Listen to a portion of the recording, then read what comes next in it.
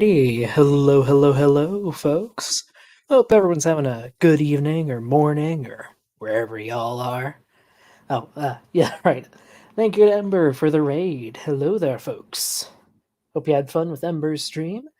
I'm doing something a little different, a little less spacey from what I saw from their thumbnail.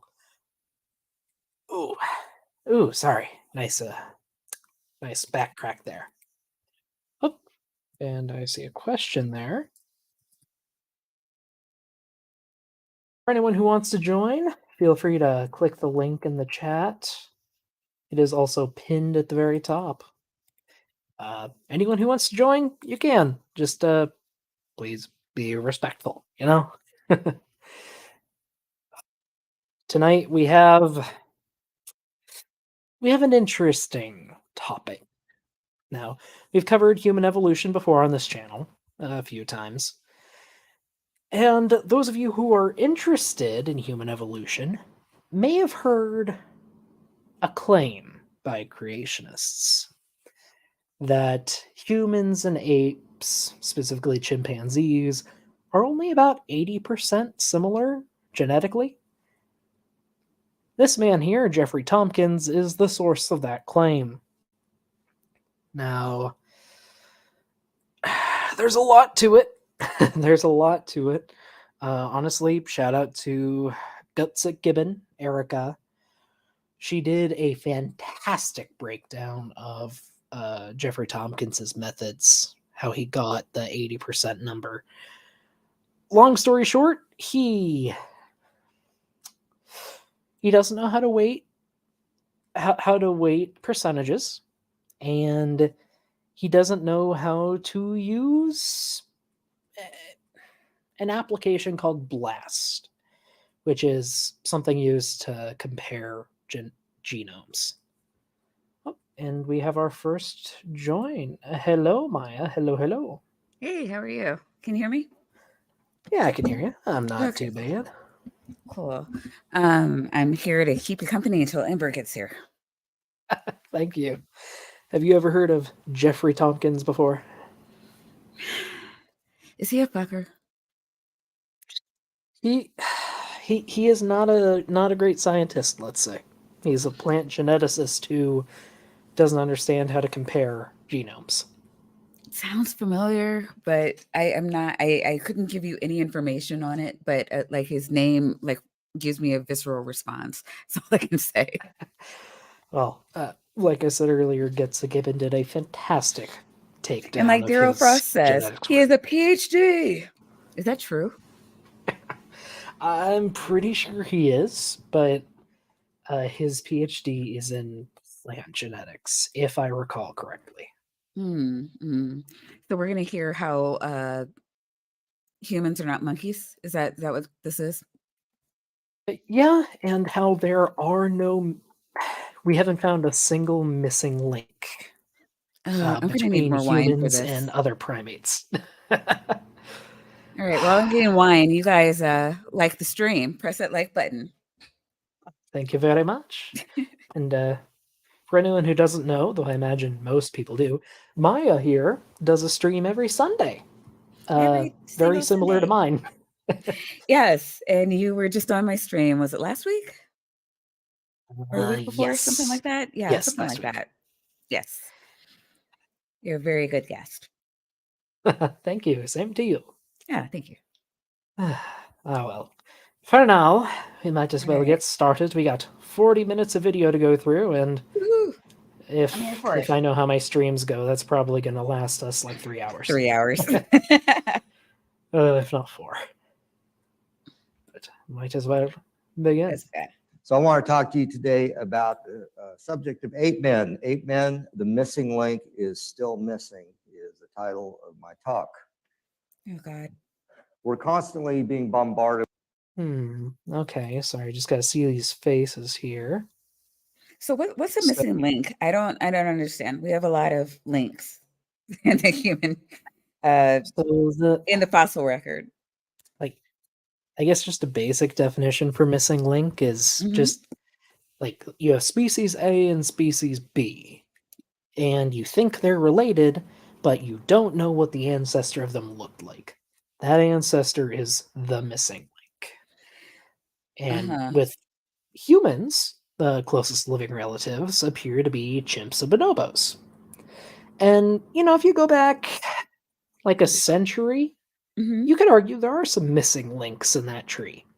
Some, but I mean, we But have if a you've lot of listened, things. We found a lot of fossils, like a lot between there. And we're yeah, talking like about if the you human chimp, most common ancestor. Like, was it 3 million Mhm. years, 6 million years ago? Was it 3 or 6 million years? Between 7 and 9, I Oh, think is the 7 and current 9. consensus. All right. So what was three? Was that Homo erectus, or what am I thinking of? What happened 3 million? Oh wait, 3 million years ago. I think is when we started walking upright, or something. Uh, that happened around 7 million years That ago, was 7. All right. so long as Sahelanthropus, this guy here, so long as they're All actually right. a So biped. who's Big Daddy? Big Hello. Daddy is Hey, you can help me out. I'm hello. failing badly. Big Daddy is known as Sahelanthropus. Okay. And Let's see if I then can get a picture. It Fancy. is a uh, possible human ancestor from Chad in Africa. 5 to 7. See, Sydney Raptor knows me. I was thinking 6 million. Mhm. That's why I was thinking 6 million. Okay. Oh It's in the yeah. range. It's hey, that's right there. Mhm. The second And one looks like the one on the magazine. yep. All right, And which interestingly enough, would be a missing link, right? yeah, Sahelanthropus appears to be, well, at least if it's in the human line, primitive. Hmm. It has many features seen in other apes, but there are some characteristics that suggest it was bipedal. Right. Mhm. And also, right here, this is its a common name that was given when it was discovered, Tomai. Hmm. It's a name commonly given to children born in the area who are born just before the dry season, as like Ah. a hope that they will survive. Just Hmm. Wait, what? kind of fun that a possible human ancestor got named Hope. You know? Wait, they buried children to hope that they get wait, were they dead? No, just the name basically. Oh, You oh. would probably Thank translate God. it as Hope. I would Okay. hope they were dead if they buried them. Right. Holy shit. Yeah. Shout out to Mini Minuteman, who actually did a fantastic breakdown of Sahelanthropus. Also, apparently, there's a robot from Metal Gear named Sahelanthropus for some reason. Okay. Why not? Why not? What is that? It looks like a robot. It is. It's from a series called Metal Gear. It's Ah. Okay. futuristic I've sci-fi never stuff. seen Metal Gear. Forgive me. Robot battles. It's good. I mean, I haven't really gotten into Robot Gear myself. Lack of time is an issue, but a lot of those big robot battle ideas are really cool. I was into the Mech Warrior games when they were a thing, because I'm old. Ah, But I I remember think having you're a probably younger than me, and mine is just lack of interest. Mm. I hear ya. I hear ya. I remember having a Transformers game on my PS2 back when I was a kid. you had a PS2 when you were a kid. Yeah. Like I'm just expounding on the being old thing. Don't mind me. Yeah. Same. Same. Oh, okay. I may have bought a PS2 for my kids, but whatever. Well, at any rate, so that's who this face is. This one over here, I'm pretty sure is Paranthropus, which is like an offshoot of the human lineage. They uh they were much more herbivorous than most other Hmm. hominins. And I'm not sure about this one. I was Maybe going to Homo ask that because erectus? it doesn't look like anything that I've seen before. Not that that means much, but It's a bit odd, but yeah. I can't say for sure. Okay. But anyway, all of them versus the Bible. It's a Oh, right, very right. fair matchup. Yeah, Bible. Yeah, I where get it. God like took some clay and blew into it, and ta-da! Who could forget that in the human lineage? started with this idea of human evolution. And I've just got a selection of Time magazine covers where this idea of an ape man is constantly coming up and being thrown out there into the public. And so we're constantly inundated with this idea, but obviously there's a contradiction with that whole idea and what the Bible says. Mm-hmm. In fact, we know in the scriptures in the very beginning. Yep. So straight into Genesis, because of course we have to. For anyone who hasn't figured it out already, Mr. Jeff Tompkins here is indeed a creationist. Do we get a picture of this? Is he the Of- Tompkins? Yes. Yes. The Tompkins. PhD. Excellent. One of the very few biologists who don't believe in evolution. It's interesting. Wow, Ember, you had one ball, one cup. I did. Wow. I'm told it was a Mexican game, I think. I don't know. Oh, where you like toss up the ball and try to land it in the cup? Yeah. Oh, I'm sorry. We're fucking around with this chat, and I'm gonna stop cussing soon. Maybe, I don't know. I'm drinking. It's fine. It's fine. You're Daryl supposed was- to be, actually. We Yeah. were talking about PS2s, and Daryl was like, I had a ball and a string, and I was happy. And Ember's like, I wasn't that far. I had a ball, a string, and a cup. And he was like, whoa, you had a whole cup? We used to dream about that. Mhm, mhm. I'm sorry, I can't stay out of the chat. What was the video saying? It's fine. Oh, he's just quoting Genesis at us. Oh, right. And I was wondering if we were going to get something from the fossil record to corroborate the claim in Genesis, like we do with scientific papers. And I am humbly awaiting that slide. Yeah, I have yet to see any convincing evidence for the biblical account. Well, Hey, we keep looking. Maybe tonight's the night. Maybe. We get a fossil of God created man in his own image. Bible in Genesis 1:27, it says, so God created man in his own image. In the image of God, he created him, male and female, he created them. So there's nothing in the scriptures about man evolving from an ape. God created man. No, there wouldn't be, would there? Because I mean, evolution as a concept wasn't really put into practice until the 1800s.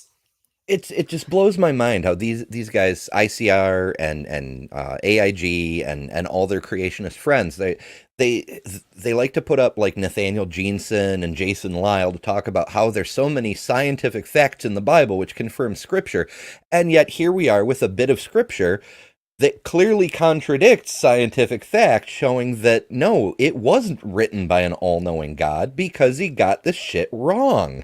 I don't know. This is pretty accurate. God created male, female, and obviously by non-binary. Well, that's one way to take it. Yeah. No, I like it. I like it. I mean, outside of the God part, which I'm still waiting for a fossil on, but male, female, and non-binary. I think this tracks. Mankind in his image, fully formed in the beginning. And this whole idea of a historical Adam is actually pretty important in the whole scheme of things, particularly as it pertains to. Oh, sorry. I just realized they censored Eve's boobs. Of course they did. Christian girls in place. I love it. It's so, oh my goodness. It's religious art. It's another sign that even the religious people can't stand their own religion, you know? Because like this is stuff that was made to glorify God, and they're like, no, we can't let people see it. Bit. Yeah, the whole point is that this was good, and it was bad to cover it up. So bad that they got kicked out of the fucking garden. right. But no. Let's revisit that sin and double down. I'm loving this. Yep. To the gospel. And there's a group out there that actually promotes human evolution and tries to make this idea mesh with the scriptures, which is actually very difficult to do. Yeah, how dare they? How dare they not just throw out all the evidence we have? Because we know the Apostle Paul recognized a literal or a real Adam as being foundational to why the gospel, to the gospel, and why Jesus Christ had to come and die for our sins. So it says in Romans 5:12, therefore, just as through one man, Adam, sin entered into the world. Sorry, I gotta highlight this. Glorifying God with nice orbs. Maybe it was censored by flat earthers.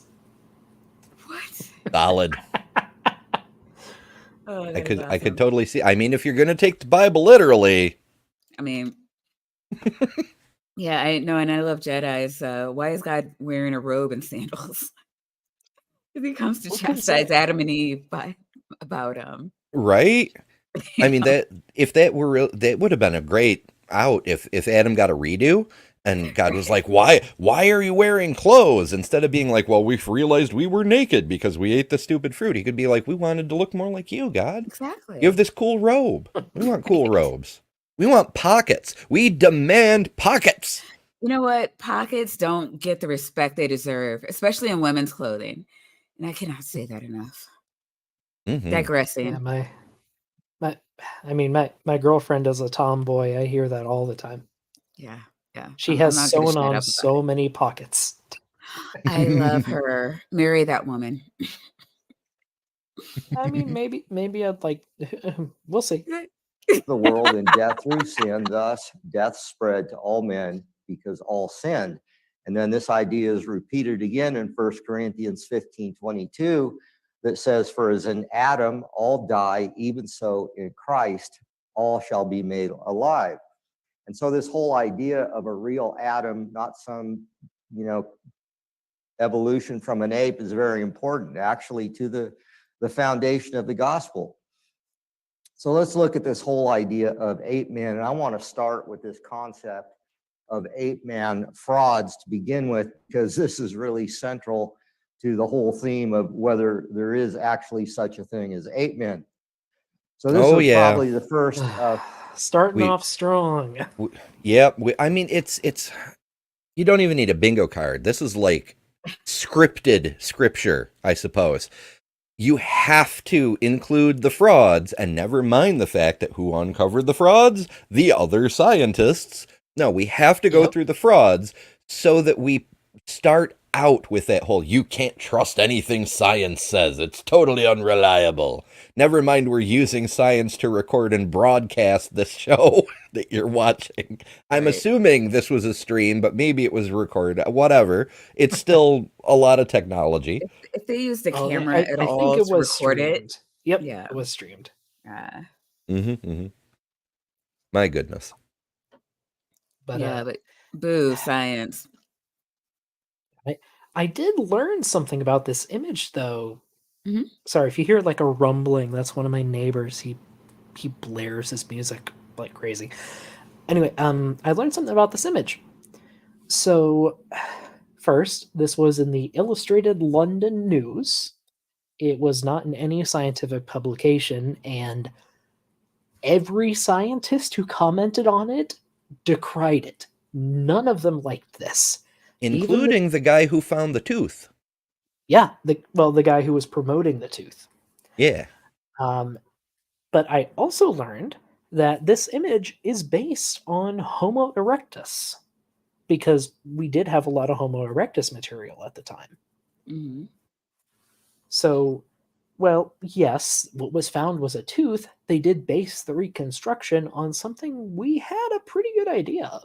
So who made the picture then? Let me see if I can find the artist.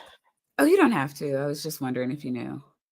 Because I know it's like a 40-minute video. I don't want to hold you up too much, but I'm just wondering, if all the scientists hated it, like who constructed it? It was drawn by artist, I'm going to butcher this, Amédée Forestier. I don't know. I'm guessing that's French. Sure. You did better than I did. But it's an illustration of Homo Harold Cookie. Wow. All right. Well, Was so that- was it? was that it the wasn't a designation deliberate for Nebraska man? Hesperopithecus Harold Cookie Eye. Oh, okay. Which Oh, It's so much better. I'm not Okay, even going to it's- ask what was going through your mind. it's not as crazy as it sounds. So, like Who's the Harold name, Cook? The guy who found the tooth. yeah, the guy who Oh, found gotcha, it. gotcha. Whoa, that's okay. Here, I'm just writing it down.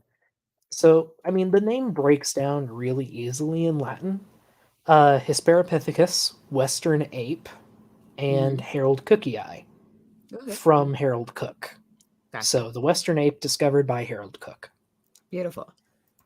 It I just wish sounds Jen weird in were in this English. chat because, Who? Jen, I got cookies. The Oh, I did not know who that was. Their name. yeah, it does the Banned Books channel and also mods with Stephanie and on some Yeah. other channels. No, I'm familiar with the username. Yeah, because cookies. Everywhere. It's kind of Oh yeah, yeah. I do like cookies. Everyone likes cookies. And there are some evil people out there. That's true. And where is Brie when you need her? I don't know. Hmm. But one other interesting thing about Hesperopithecus, though, the main scientist putting it forth was possibly one of the most racist men of the 20th century, which is interesting. So That's- shocked. That's a tall. There were a lot of very Bull Connor was in the 20th century. Yeah, That's a very high bar, is what I'm saying. yeah. Let's see. Still not shocked.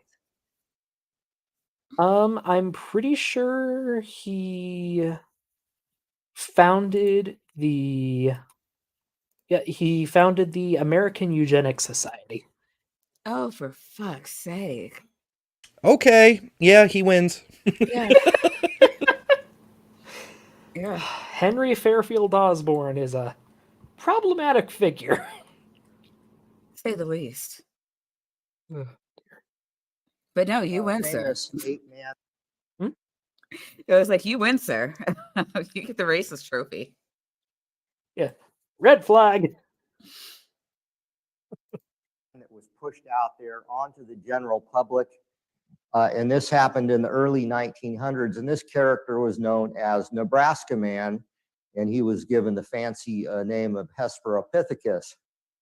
So what did they have when they pushed Nebraska Man out there on the public? And by the way, this is the picture that was thrown out there in the media of the day, which was this was actually an illustration in the London News. So did they have a complete skeleton? No, they didn't even have a skull or even. Hey, there's a There's Brie. Brie. Brie, we were just talking about you. Why aren't you in here? Holy crap! Like he's desperate. I'm here. What the fuck? I mean, it's I'm fine. It's completely an like open I'm drinking and theater derailing tonight. the stream as I do. we need you. All right. What did he say? It sounded stupid. Let's see. Of the day, which was this was actually an illustration in the London News. So did they have a complete skeleton? No, they didn't even have a skull or even a complete jaw. In fact, all they had was a single molar tooth. And from a single tooth, they draw this picture and throw that out there to the general public trying to promote it. And the tiniest sliver of an olive branch to the people who were putting this forth. Human teeth and actually peccary teeth, look very similar because they eat very similar things. Pigs are, well, that whole group is just massively omnivorous, as are humans. So the teeth look very similar. And someone had a video where they showed a lineup of a bunch of different teeth. It was a peccary and a bunch of apes, including humans. The odd one out was the human. at least if you don't know what to look for. Also, hello, Abri. Hello. Hey, how's it going, guys? Not Well, bad. not well. I'm here. Listen, I I've was- had far worse guests than you, Maya. You have. Oh my God. I That's thought I was going to have that's to jump in very here and cuss true. people out. so did I come in between Nebraska Man and Piltdown Man? I think we're still in Nebraska, man. Yeah, we're still in Nebraska, man. No Piltdown Man yet? Not yet. We will. Oh, wait. Is that coming? Probably. Yeah. Ugh. It's kind of I always predictable. have to bring up Piltdown Man. They're Yeah. actually a couple. They come together. Like if you buy them, they ship them together. Piltdown Man and Nebraska Ah. Man. Yeah. Hell yeah. Oh, they They're were like- separated across the Atlantic by the flood. I see. Right. Isn't that a heart? Oh my gosh. We're making up our own canon for them now. One had the jaw of a orangutan, the other the tooth of a pig, but some way they made it work until a faithful day. The sea split in twain. Well, evolution. Well, it turned out that this tooth didn't even come from an ape or a man. It came from a pig. In fact, it came from an extinct species of pig, but it was a pig nonetheless. And they have Yes, Are we- published in 1927. Are we too highbrow I'm definitely too highbrow to not call out that a peccary is not a pig because it's not a suiform. But maybe you all will allow it. Semi close. Like, there are worse things he could call it. Yeah. That's fair. Let's be fair and balanced, like Fox News. Oh yes, that's the best way to be fair and balanced. We'll there call we it a go. pig. Oh, But, yeah. that's your Christmas tree? Look at the trees. Oh dear. I've been working on it for a few minutes. I had to dig it up because this was one that I generated last year for like Invasion of Christmas, whatever.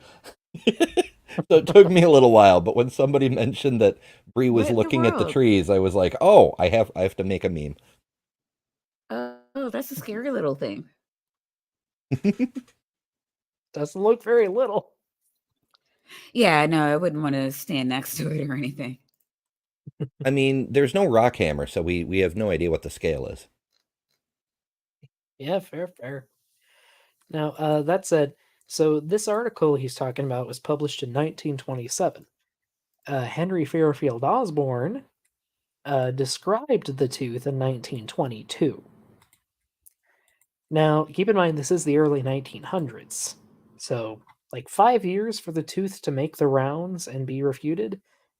That's kind of quick. Especially in paleontology. actually published, the scientists involved in exposing this fraud actually published a paper in the journal Science, which is one of the leading scientific journals, still is, in the secular world. And the name of the paper was Hesperopithecus, apparently not an ape, nor a man. And they show in the paper that it was from a pig. This is Dr. So Tim who White. was it He's that a did very that? famous. Hold on, who was it that did that? To discover that it wasn't Uh, that? It was the church, right? Yeah, surely it figured was the that out? creationists. It must have been, yes. right? Pope Gregory, I guess. Or W.K. Gregory. Pope Gregory, he's like, so saith the Lord, 'tis but the tooth of a pig.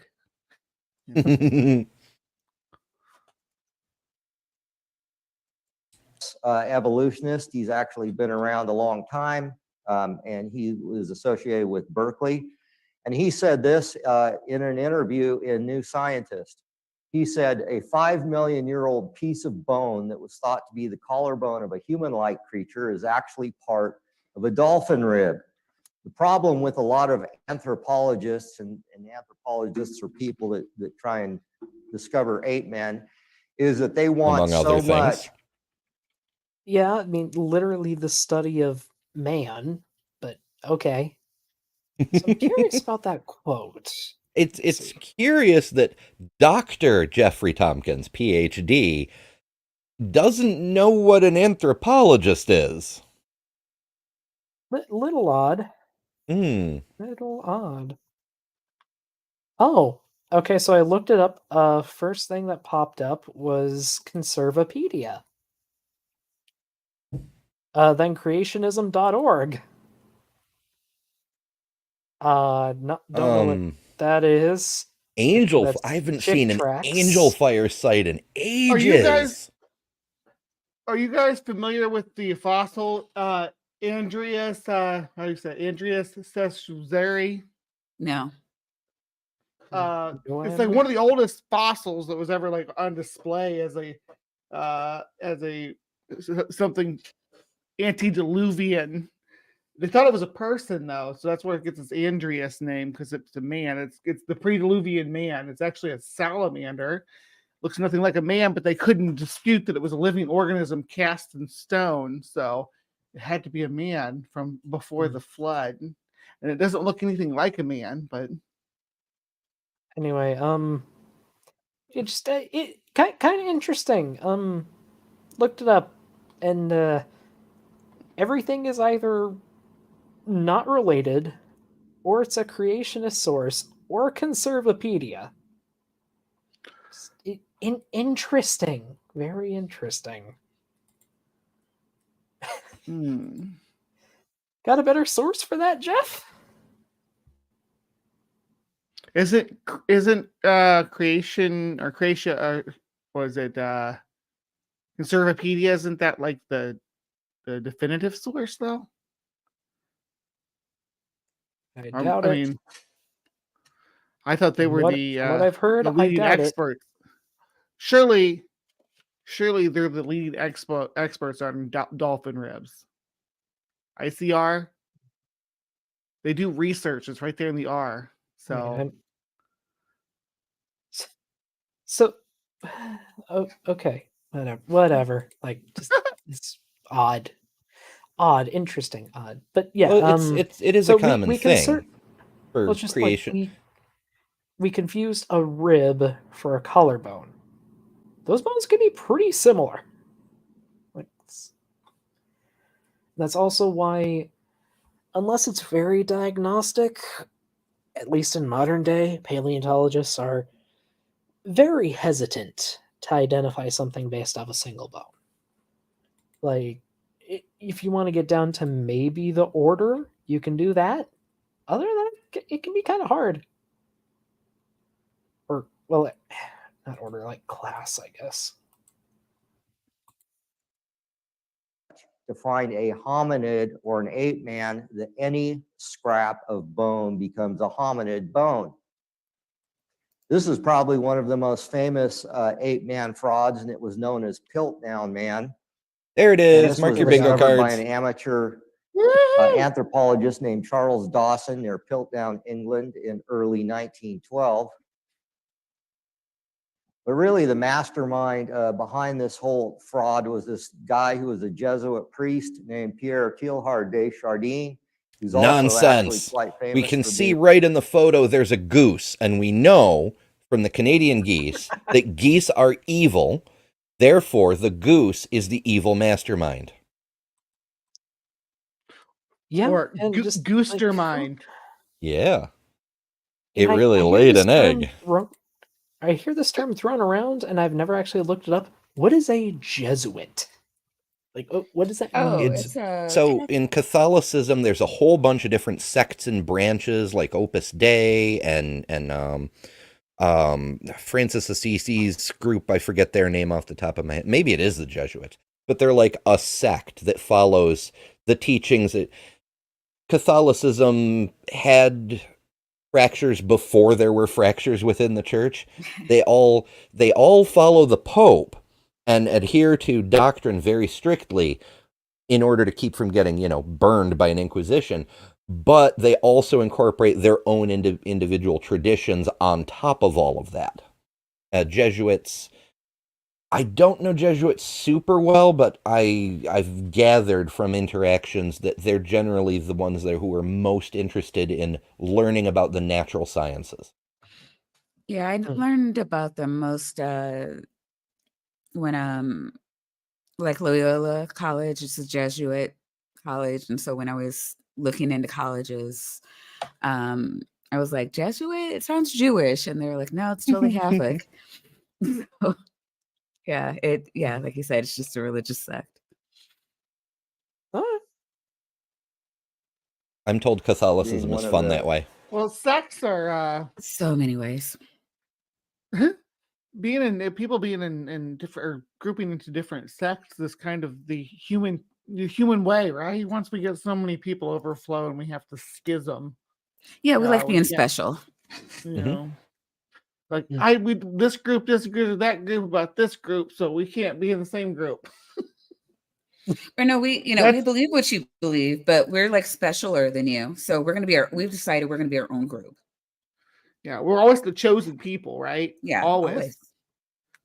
And it's like, good, God was so lucky that He has us to figure out the right religion before the end. Indeed. That's the real challenge right there. You know, What was it What that did guy they- from The Incredibles said? When everyone, or if everyone's chosen, no one will be. everyone's Syndrome. If everyone Yeah. is super, no one will be. No, Yeah. I think you're a little mistaken. Of course. He might have said special. But yeah, Syndrome's the character's name, voiced by. Yeah. Go on, who's got it? I don't know. Oh, I don't know famous people. Yeah, it's Brandon Lee. Okay. Sydney Raptor has a very sage advice. Don't voice search religious sects. Or do. I mean, not on stream, please, but after, Please. feel free.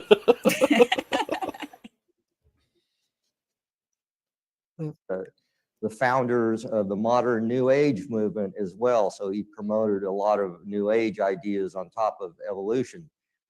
So anyways, he was also a professor at a university in North Africa in anthropology, as well as being a Jesuit priest. But it turns out that he was sort of the mastermind behind this whole thing when the facts of history have been looked at in detail. So anyways, in 1912, it was announced that Darwin's missing link had been found. And this discovery was published in the New York Times under the headline, Darwin Theory Proved True. Well, Charles Darwin was really one of the first guys to promote the idea that humans evolved from apes. And he published his idea. Well, I don't I mean, think that's right. evolved from apes, like specifically the process of evolution, maybe. But Carolus Linnaeus noticed the similarities. Yeah, there were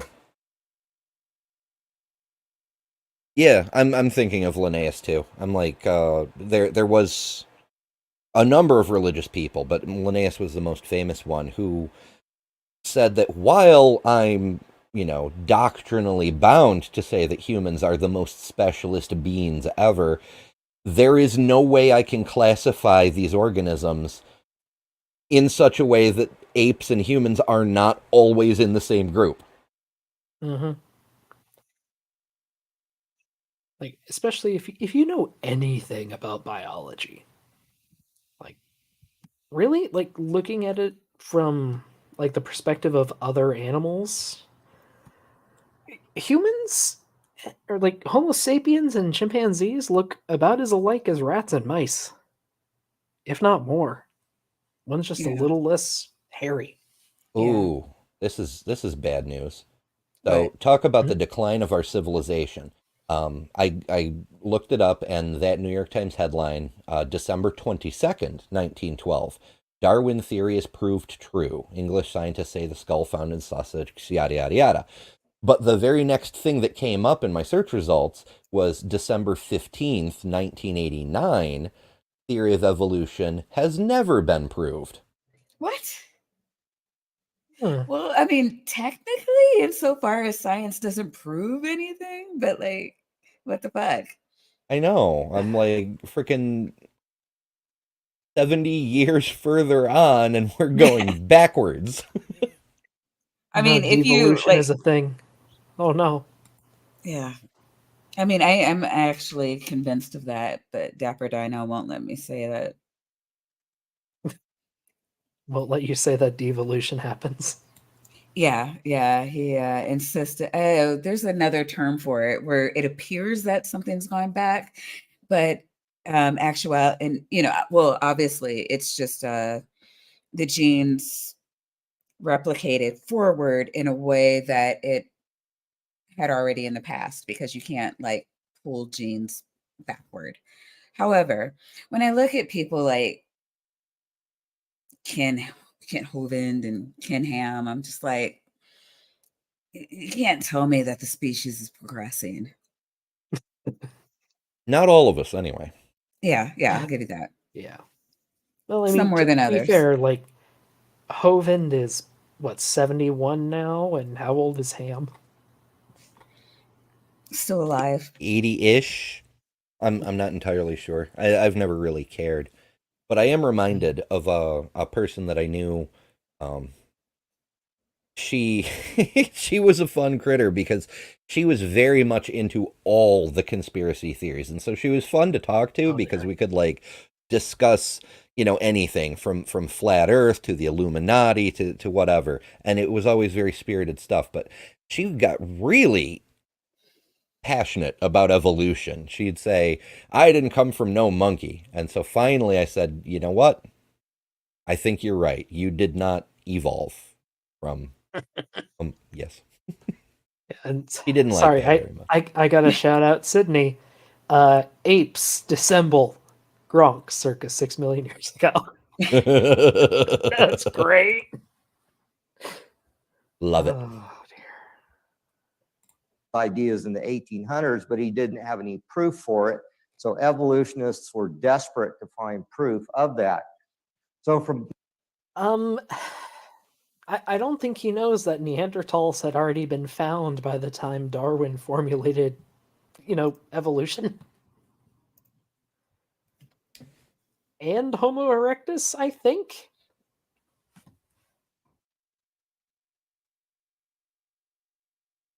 Let's see, when was it discovered?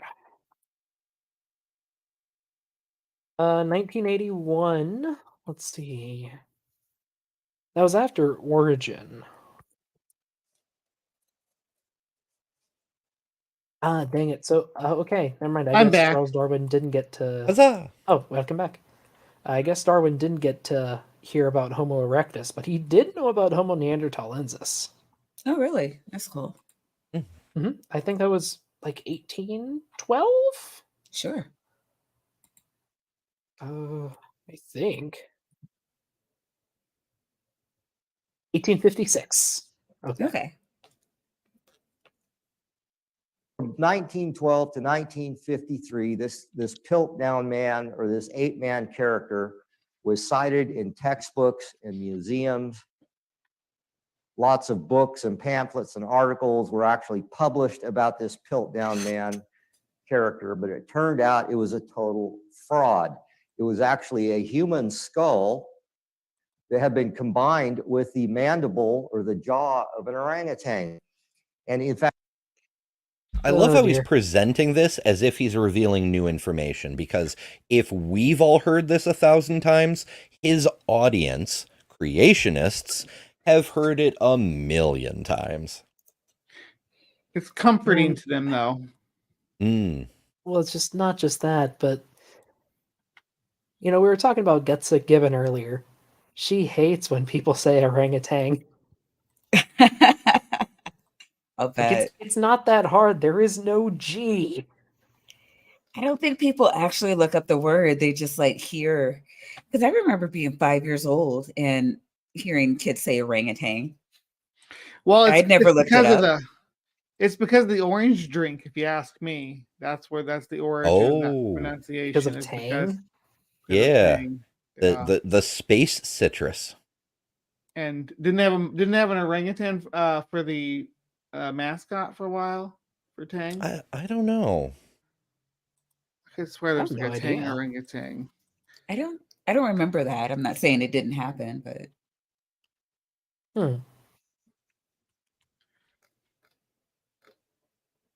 Yeah, Oh, tang right. orangutan. I remember that. It was a 90s thing. Radical. Yeah, that kind of thing. Oh, and just saw this. Andrew, you tussled with Hovind, huh? Oh, hope you had some fun. He's a fun little punching bag. Kick the Kent. In fact, the teeth had even been filed down to make them appear more human-like and less ape-like.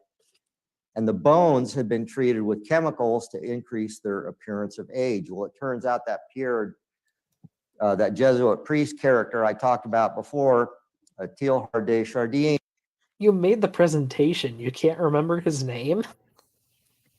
Wow. Did a lot of research for this one, Jeff. and it He turned doesn't out have he had to done a do- lot of experiments. Give him a break. He's really stoned. Well, I don't know. Well, I mean, and it's just like so sad. Like he doesn't have to do research, and like his audience is totally fine with that. And he knows that he can do like the bare minimum and not get called out for it. This is Yeah, it's a motivational lot speech. easier than actually doing science. I mean, it's weird because like I get called out, like I like probably 3 or 4 times. People have been like, "Not enough science," and I'm like, "Holy shit!" Like, did we? We said we were showing bad science. We didn't say we were doing good science. We're just like, I know, it's not like it's false advertising. right? But they're like, you have a physicist there. Like, science, we're science. And I was just like, holy shit, I run a comedy show and I can't get out of providing science. And he's just like, waka waka. And people are like, yeah, this is great. Well, I mean, to be fair, your co-host is, in the literal sense of the term, a scientist. Yeah. So I told him he's gonna have to step it the fuck up. He brings out the whiteboard. What more can we ask of the That's poor the weasel? thing is I think it's there's been a decrease in whiteboard appearances in the last few weeks. I think the death of the easel has negatively impacted the production value of the show.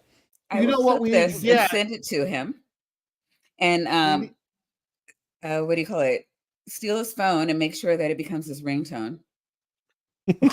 What we need to do is get him a whiteboard that he can sit in front of him and write on that hooks into his laptop or whatever, so we can set that up to project behind him like with the green screen effect. That's what we should do. Yeah. Hey, I'm gonna need you to buy more shit. I like it. Yeah, that's what we're gonna He's say. a postdoc. He can afford it. You know all that. Oh, wait, you know then all again, he those. is in California, so maybe not. Well, you know, he did get that NASA show payment, so the whiteboard, the authentic whiteboard, is in and of itself a beautiful thing. So I would never take that away. It's true. Oh dear. Sorry, I keep derailing the stream. Oh please, you've been here before. You know how it goes. This is nothing. Like, I mean, most of the time the tangents are like me and Beamsy talking about rocks. Yeah, I remember, gosh, it was about a month ago when somebody kept derailing the stream to something weird. And you were like, no, really, the topic. And that probably doesn't narrow it down at all. No, yeah, not really. No, it does not.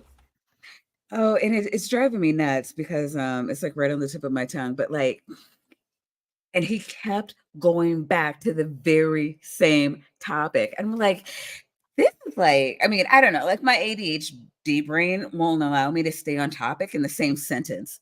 And like after every break, he kept going back to the same side tangent. It was just so funny. Oh, sorry. I am on topic though, ish.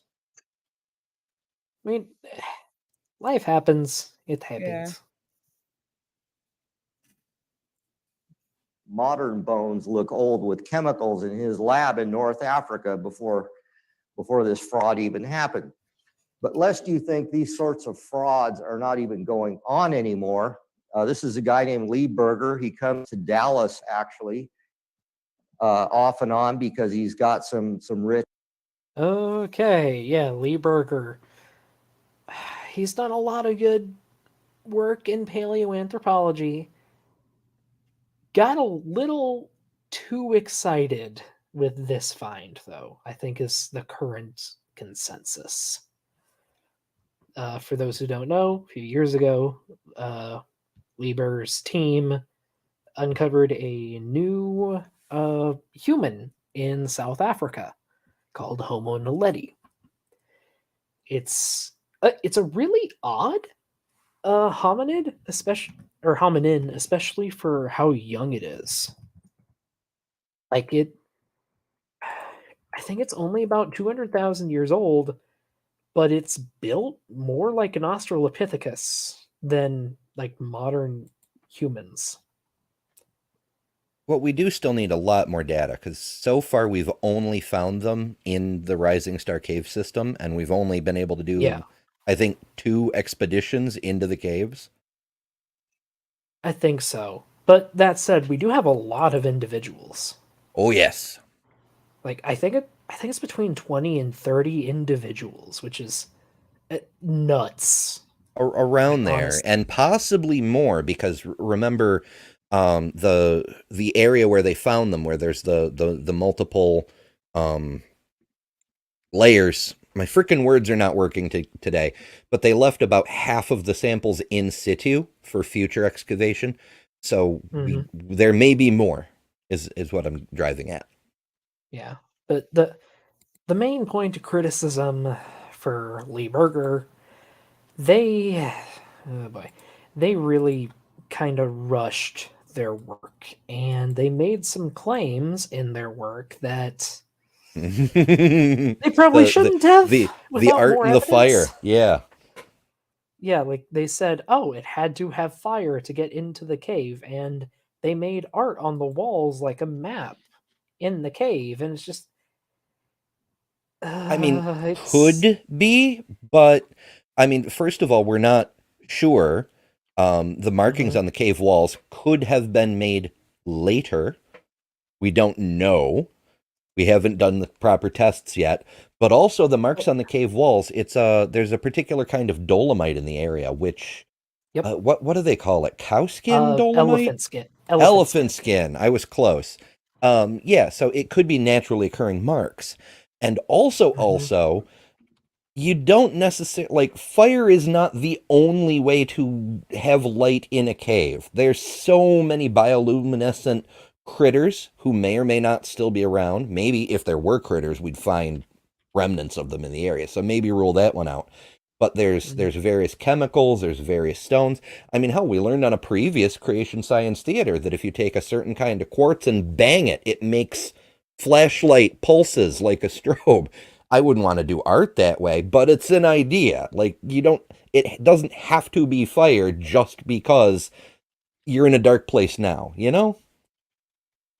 Yeah, and just like a lot more work needs done before we can say anything definitive, but Berger and his team rushed through the work to publish, and that's not good.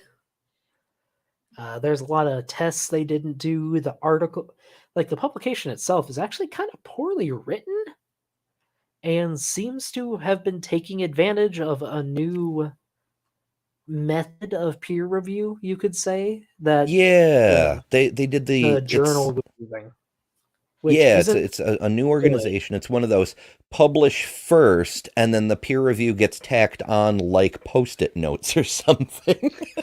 Can I ask you Yeah. something, you guys? Well, just looking at this image on the board in front of us right now. Yeah. Does it make you sad to see such beautiful paleo art and reconstructions being used for such deceitful BS? Does it make you just sad, Neil? Well, I don't know what the origin of this is. I just pulled it up to show Homo naledi. This is the video, but oh, sorry, I was like, I do hate it. When that happens, I do hate it.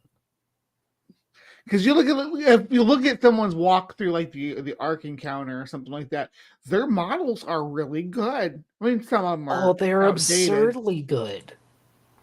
Some of them are outdated, but other than that, they're for I guess you could say for the Ark Encounter, what would be paleontology of the late 90s. Maybe they were about 10 years behind when they built it.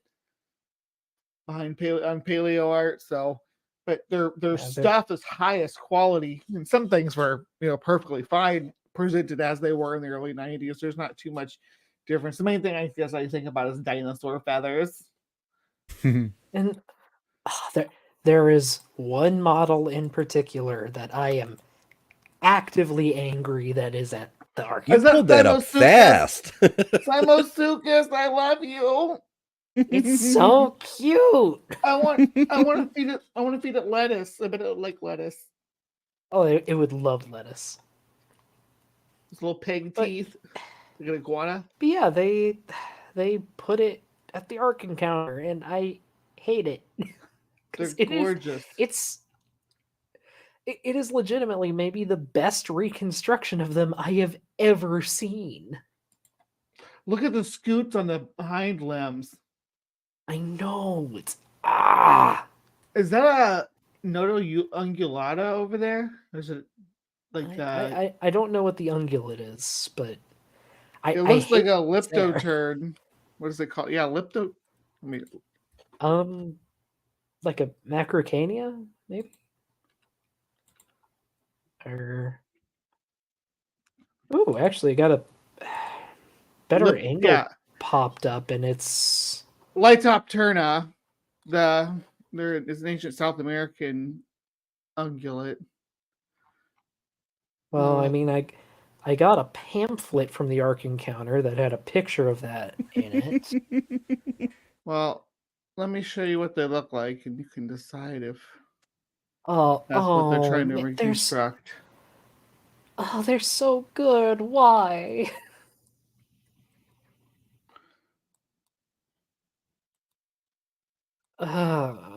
Well, they got to make They them have a thigh extra like a cute. spineless. Remember, they're bringing Baby. They're trying to get parents to bring their kids, so all the critters have to be extra cute.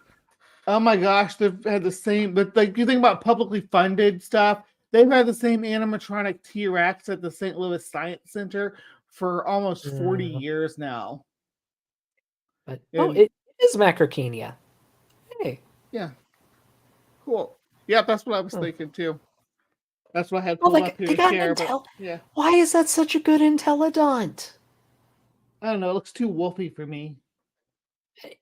Mm, I kind of want to go now. I would take so many pictures. But- we could go. I would suffer. I would suffer Where's- through it. We could Here it is. we could do a family package. Oh, they're. Yeah. Oh yeah, no, this I'll, isn't I'll, their I'll bring my loose- Sony. We'll get some really high quality stuff. Wait, this, Ooh, or their I could bring my baryonyx? VR camera. Mwahaha. wait, that's a baby T-Rex. Look at. Did you see the Pachycetus that's coming up? Ooh, Doesn't it look boopable? I want to boop its snoot. does it's the cutest little mammal alligator. Look, you gotta stop like wanting to boop alligator and crocodile snoots. Like, You it think just- I'm gonna lose a? yeah, I'm worried about losing you. Bree, Bree's going to be Captain Hook. Bree, look at the calicatheer. Look at the freaking calicatheer. It's so good. Oh. It's not. That's one of the best ones I've seen. Like it's not. Oh, and this doesn't look like a beautiful giant sloth. Gyrsaurus. I hate the Ark Encounter, but I want to go and take pictures of the creature. Well, it's a giant boat, so we could always just raise the Jolly Roger and We should go there and pose as a family. We'll be like, yeah, That should go over well. we're Yeah, family- I've heard of worse vacations. We'll all dress in matching shirts that say we love Jesus or something. And Yeah, all the yeah. people ugly wanna Christmas take- sweaters. Oh, ugly Christmas sweaters. That'd be so funny. And all the people that all the staff act like make all the staff take pictures with us if we can get them to. Yeah, just a normal We'll American, get a photo with Ken Ham. just a normal American family walking there around has with to their be a pet rule. dinosaur. that nobody gets to say what we're there doing, right? Nobody can give it away. Okay, but if we do go, we have to go in a way that gives them the least amount of money possible. That's Holy why cow, it's like that is a family expensive. package. Oh, Look how Why? pricey this is. Why? Because Like, you gotta pay It's for those absurd. models rem- somehow. I remember A Eric family had pack said for $500. $500, Ooh, we're $100 gonna need to for an GoFundMe adult? that shit. and you only get $100 17 for one people. ticket. Isn't this much to get into Disney? We'd have to get some serious commitment from Oh, people that is- before we did something Price like before that. tax. Aren't they a Just- fucking wait, church? What's this tax bullshit?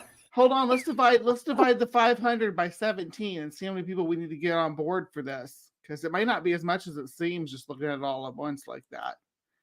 Let's see.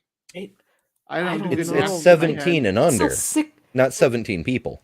I don't care how you want to divide it. It would be $60 family for package, all of I thought- us to go Yeah. to the Ark Encounter alone. Yeah. Like, Okay, Oh, that is what we disgusting. need is makeup. If we're all 10 and under, but like, Cut it in you half. could go to like 2 or 3 actual museums for that price. the most expensive national park I've been to in the last decade was $20. I think that was Yellowstone. Like most Yeah. of them are either $5 or $3 or free. What was it for us to go up to the top of the arch and all that in their museum and stuff, Maya? Is it like Oh, that was a lot cheap. I mean, it wasn't. yes, It was a lot cheaper though. it was cheaper than this. But Oh, I fuck think yeah. we ended up paying like $90 for the family thing. Something like the 4 of that, us, yeah. like, yeah. Yeah, for the price of one ticket, like 4 of us went. Okay, Are you sure yeah, that didn't say for 17 up to 17 people you can get a family Groupon? No, that was up to 17 years old. They counted kids, Ah. I think. But like, look, the Field Museum, like depending on where you buy, you can get in for like $20. You could go to the Oh, Field yeah. Museum 3 times for one Ooh, visit to the Ark Encounter. Get a city pass. A city pass is awesome. If you go to Chicago, get a city pass. Oh yeah, that's like Oh my God. 4 Oh my or God. No, no, no, 5 no. museums. For Yeah, the mu- 109, for 109, you can go to Disney World for a whole day. It's a theme park ticket for Disney World for the same price. So you, Like, is it? But do you get to walk through an old boat? A fake old Um, boat. Half of a fake old boat. Oh, you know, the Field Museum, included with buoyant. general admission, is an entire, like, rebuilt Egyptian tomb. Like, a huge hall with dinosaurs in it. The Hall of Dinosaurs. Halls of mammals and birds and fish and... Like, you can spend an entire literal day there. How fast, Hmm? how long do you think you would take at the Ark Encounter? Like, 3 or 4 hours? Depends on how fast you move, but mhm, Like, mhm. you know. Like when Yeah, when Field my Museum's girlfriend and I on went my to the Field list. Museum, we spent 8 hours in there, Yeah, and I we just- just had the general admission tickets. I don't see how this is like worth it. I mean, it's a big zoo. The Ark Encounter, Yeah. yeah, just So Most of the I are was- most of the animals even real? no, they're all models as far as I know. Oh, they tried to have a petting zoo, but it would have produced deadly fumes and made the entire place stink, so they didn't. Yeah. Yeah. yeah, How's that- that for some irony? as the It zoo is actually- wont yeah. to do. That's why zoos are usually outdoors. Yeah. But I was going to propose that we could plan a community outing to the Field Museum. That would be awesome. Y'all get city passes, go down there and go to the Shed Aquarium and Yeah, how about a day for the Field Museum, a day for the Shed, probably a day for what's the astronomy You could- place? if you do that, you could probably do the astronomy place and the if you started in the astronomy place, you could probably do the astronomy place and Shed's Aquarium in the same day. If you had, Probably. because Shed's Aquarium is good, but it's not huge. True. True. But the Field Museum is like bigger than anything it's bigger than you think it is. Like however big you think it is, it's bigger than that. Ooh, Oh, well, wait, while we're the in the area, could Smithsonian we go is to free, isn't Fermilab? it? Fermilab? Sure. Yeah. Oh, yeah, the Royal Tyrrell in Canada, $21. Guessing that's Canadian, so that's what, like 18, 19 US dollars? Yeah. Well, Because I'm I was thinking of, looking. Sorry. What were no, I you was saying? just saying, I'm thinking if somebody's coming from this neck of the woods, like I could hitch a ride with them up to Chicago. That'd be fun. I don't mind taking the train up, but it's kind of No, so I was thinking. I was looking at the Baltimore National Aquarium. uh-huh. It's Ooh, $50. that's a big one. Yeah. $50 a ticket. The DC Zoo is part of the Smithsonian. Free. Completely free. Okay, for the Smithsonian though, like you need a day for each museum. You do. Yes. You Yeah. do. I tried Do to you- speed run that shit. I didn't even No. finish Air and Space in a single day. Yeah, my we- family made that I mistake wouldn't do that. too. Yeah, I wouldn't recommend if you're gonna throw Air and Space, because me and the boyfriend just went there, like not last weekend, but the weekend before. We got 3 of the smaller ones in, but yeah, like Air and Space is its own day. Mhm. Do you guys know how much the St. Louis Zoo cost? Gonna guess 15? Absolutely nothing. I was gonna say, Yeah, fair. There's a zoo near me that is free too, I'm pretty sure. All of this because the point of these institutions is to educate, spread awareness, etc., to make the world a better place, whereas Yeah. the point of Ken Ham is to make money. And the cost is supposed to go Mhm. towards upkeep and growth of the educational resource, and not go towards building a ministry where they go to other countries and convince Black people to hate gay people.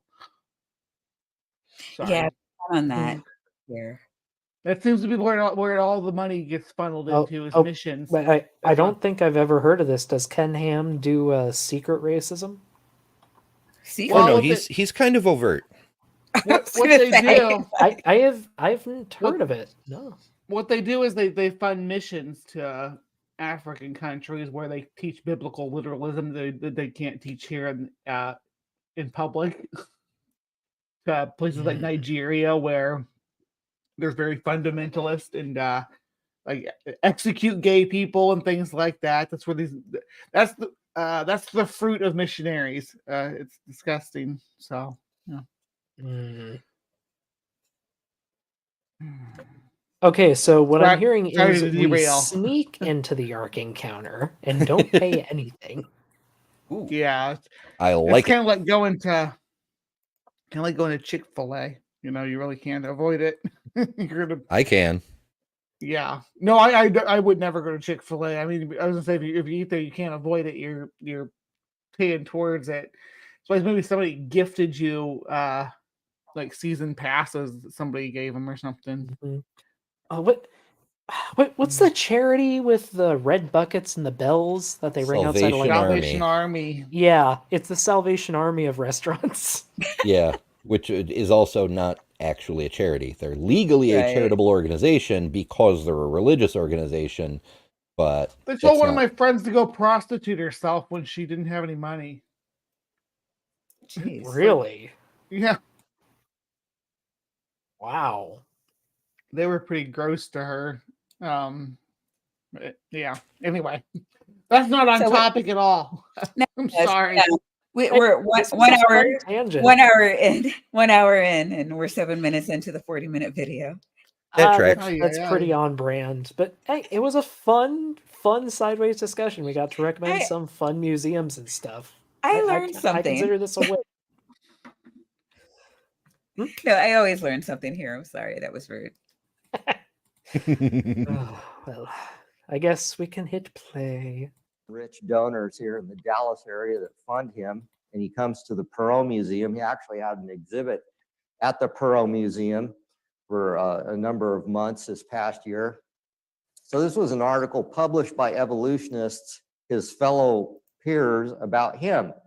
And they said scientists who found new human species accused of playing fast and loose with the truth. So one of the discoveries that really propelled Lee Berger to fame was this discovery he made in Africa called Australopithecus sediba in 2008. Well, it turned out later that evolutionists who went and looked at the bones he discovered that he had discovered nothing but a mixture of ape and human bones. Incorrect. There Tompkins, was you one dishonest paper saying asshole. that. Yep, There was paper one saying that. bone that was like they had all the Australopith bones, and there was one bone from another primate species that happened to be in the area. It wasn't even like part of it. It just. I think you're confusing this with Lucy. Lucy had a was some fossil baboon mixed in. Was that Lucy? I thought that was the Yeah, Lucy Lucy had. Foot. Wasn't that Littlefoot? No, Lucy had another primate vertebra mixed in. With Australopithecus sediba, the thing is, it's like right at the verge of almost being considered a species of Homo. Like, it's very much riding that line. So it has a lot of transitional features that are transitioned almost to the human side. So there was a paper that came out saying, I think it was the lumbar vertebrae they poked at in particular. They said, these lumbar vertebrae are from a human, even though they were found in articulation, I think. Yes. I remember odd.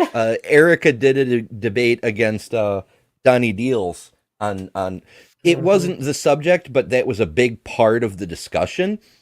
Because Donnie kept saying, you know, the vertebrae are clearly human, and Erica was like, the pelvis is clearly Australopith, and the vertebrae are in articulation with the pelvis. How do you get human bones and an Australopith pelvis in the same organism? Because that's the only way that happens. Yeah, it's just, oh boy, it's a whole mess. But like, it's, I believe there are two specimens. I think it's a young male and an older female. I could be wrong. And like I said, they are transitional with some features so human-like, it's hard for experts to tell the difference. That doesn't mean they're a mix of different species. Especially when I don't believe any other Australopith, or I don't believe any other Homo, or any Homo remains have been found at the site.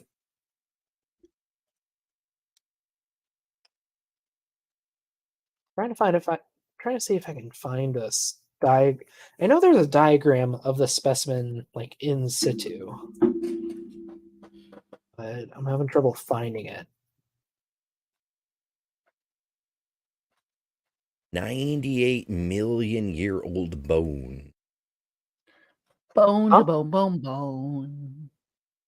What about That's 98 trippy million? I found a phys.org thing with the bones that we have, and then filled in the gaps of the bones that we don't have to create an articulated skeleton. And the caption for it reads, "The 98 million year old bones of Australopithecus sediba show that the hominins living in Africa at the time were more diverse than expected." Okay, and I got the images.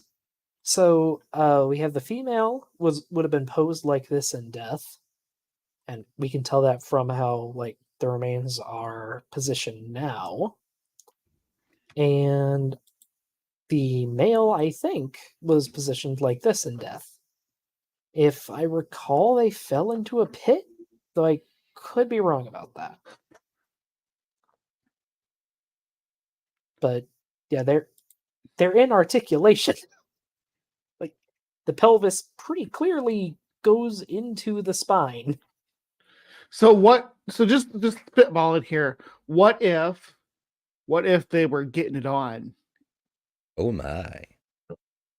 and then Well- the flood came because this is a human and a Nephilim. Hold on, I'm cooking Oh, here. Give me no. a second. Because this is a human and a Nephilim performing the nasty, which this is the incident that incurred God's wrath to bring the flood down. Because these two individuals, who you keep claiming are in articulation when they were mid-coitus, that's why it looks like that. And then God I don't think flooded that's the earth. quite what people mean when they say becoming one, but I could be mistaken. The beast. This is the beast with two backs, though. Except one of the backs must have washed away because there's only one back and one pelvis. So, yeah, how's that work? Sorry, I'm Bruno. I'm debunking my own Okay. theory now. Well, that's just good science. There we go.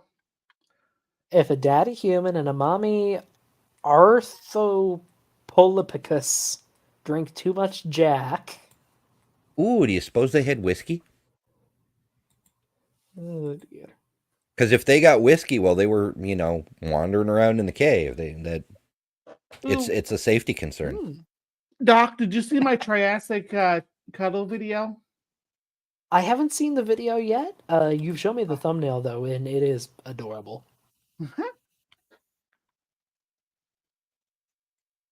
Bone fragments and attempted to put I wanted to watch it earlier, but I got called into work.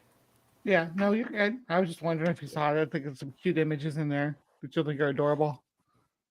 I will later. together to form this creature called Australopithecus sediba. And then in 2013, he became famous again for this creature, this ape-man-like creature. A mixture of ape and human bone. Did it happen 20 times? Like, well, clearly, since they're the same thing, because if there's both human and other primate traits, then it's a missing link. And if you find another thing with both human and other primate traits, it must be the same thing because we use the same descriptive words, you see. just I knew this guy was bad at math, but holy crap. Like, discovered called Homo naledi, which as it Were you about to say something, Bree? Oh no, go ahead. I was it's escaped me now anyway. It'll come back to me in a minute though. All right. is looking to be again a repeat of his previous discovery that it's nothing more than a mixture of ape and human bone fragments. So Prove here's it. a quote by a famous science journalist back in the 1990s, Nigel Hawkes, and I'm giving you quotes from people that aren't even Christians or creationists because I want you to realize I don't trust you. Okay, I don't know who Nigel Hawkes is, but let's see. Nigel Hawkes? I mean, that's a very fair position because, it's not a proper bias if it's based on prior experience, And, however, the quote is technically correct, which, You are technically correct. The best kind of correct. Woo! Debatable in this situation. well, so it's not like making mountains out of molehills, but from just a few shards of pottery, we can learn a tremendous amount about a given people in a given time. Like, how they made their pots, what the clay was, what their firing technology was, what the state of their excavation was, where they, like, if they had paint, what the paint was made from. There's a tremendous amount of information can be learned from just a few fragments. And that's Yeah. not, it's not untrue for the other sciences, but with paleontology, there's so many things that cross. You're dealing with material sciences and anthropology and sociology and the arts, and there's just like a long list of sciences that all feed into the results paleontology generates.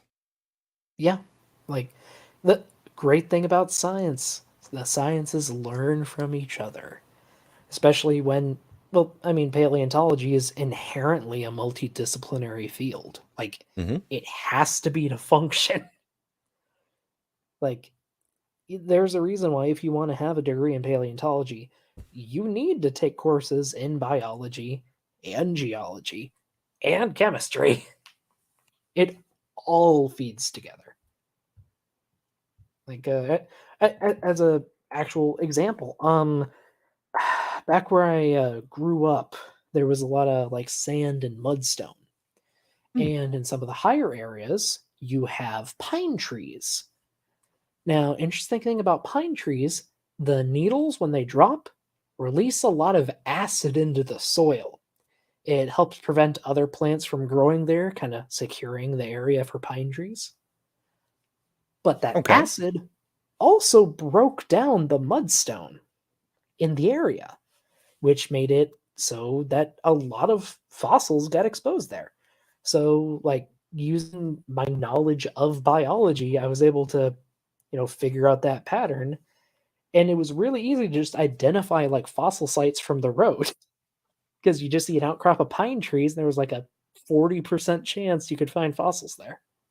Neat. Yeah. It, it all comes together. It actually Realize explains. So Hmm? I wander in the mountains whenever I get the chance, and there's some spots in the Adirondacks where on the tops of the mountains, the rocks are actually decaying into sand. You can like see, you see sand, you see little pebbles and whatnot, but there's pebbles that are like partially flaky and there's a little pile of sand. Like you can see it happening. And I'm like, what? Are the mountains made of sand? Like, I know there's sandstone is a thing, obviously, but to see Mhm. it doing it, I know the Adirondacks, part of the Appalachians, are stupid old mountains. Like, okay, Um, I should rephrase. They are incredibly old mountains, but why they're doing that, but now that you mention it, they tend to be covered with pine, and I wonder if there's a relationship there. so there could be, but next time you go for a hike, take a little bit of vinegar with you. And if you find like a solid whole stone, like pour the vinegar on it. If it bubbles, then it's a carbonate rock. So it has calcium carbonate binding it together. And yeah, the acids in the pine needles will chew through that. Okay. And I mean, you take away the glue, then rain just takes it away. Though that said, like rain has also been coming slightly more acidic over the last few centuries, so that could have a I little to was do I with was it too. thinking about that too.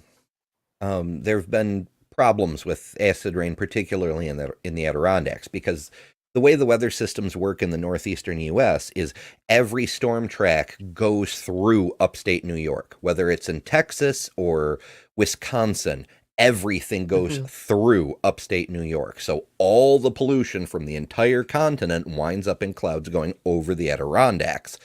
So we've got lakes up there that have been so acid rain damaged that they're sterilized now. Ugh. Yeah. And so, yeah, there's a lot of acid rain. So the acid may be doing what acid does and breaking down the rocks as well.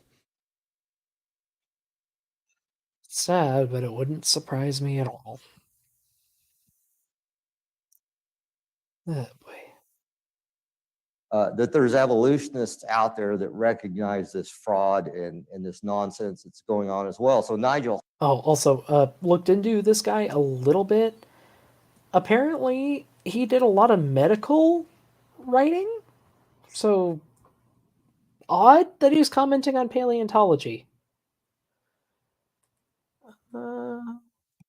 Oh, and hate came up, difference between weathering and erosion. I mean, not surprised they get it wrong. For anyone, well, I mean, weathering and erosion they're not quite synonyms, but is there a word for when two words are kind of the same and kind of not? Simisims? Like parasynonyms, maybe? Yeah, because weathering is a kind of erosion, but not all erosion is weathering. Yeah, like erosion is the loss of mass, basically, from an area, from a specified area. And weathering is generally chemical. Like, well, there's physical weathering too. There's complications. English is a badly designed language. I blame King James. It's horrible. But also, I am seeing in the chat, Maya, you're free to stick around if you want. Like, I can have up to 10 people on here. Oh, no. I'm just, I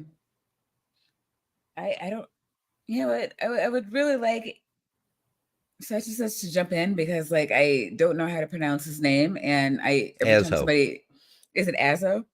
Yep, he's an Azo. Because everybody always calls him Azo, and I'm like, that I don't think that's how he wants that pronounced.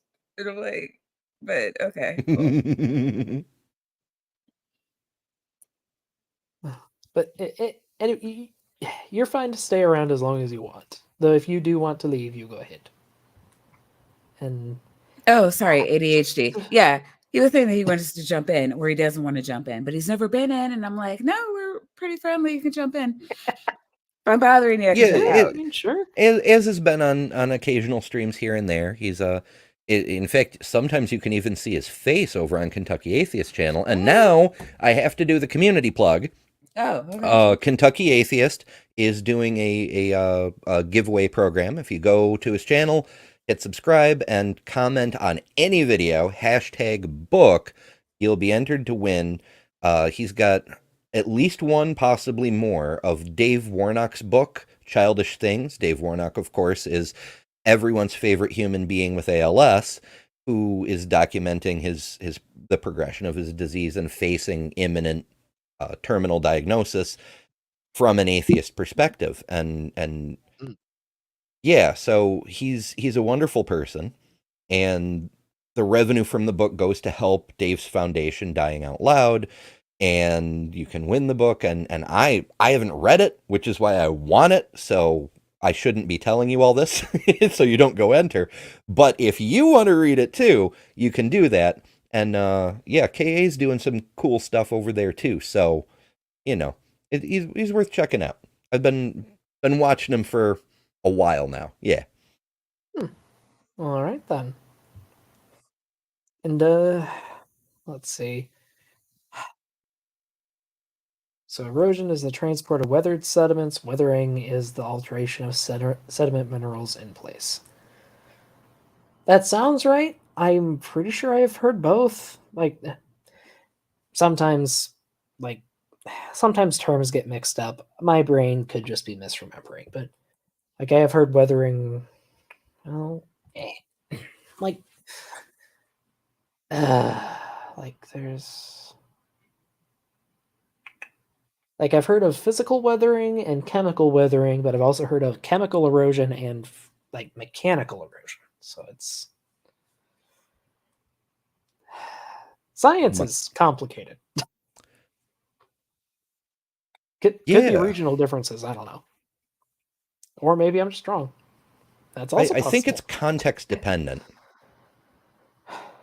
Yeah. I'm reading through my favorite science-based trilogy, the Mars trilogy by Kim Stanley Robinson. And in there's a number of geologists and other scientists who are constantly arguing over whether or not to terraform Mars. And they keep bringing up very specific examples of things that get fucked up by terraforming efforts on a billions of years old planetary surface. And so one of the characters just came across ventifacts, which are they're stones that have been exposed to the Martian wind. And granted, Mars's atmosphere is very, very thin, only 11 millibars, but billions of years of exposure. They sit in place for 1 to 10 million years with the wind just blowing and blowing, and it pushes, scrapes them down to a flat surface. And then something will happen, an asteroid impact or a Mars quake or whatever, and they'll tip over onto another side. And so you've got ion counters and Zwei counters and dry counters and ear counters and so forth. And they go all the way up to like 20-sided dice and shit. And we've seen pictures of these from our rovers, so we know they're up there. And so when I hear mechanical weathering... Is this like an actual thing, or is it just from the book? Just out of curiosity. Both. I don't know.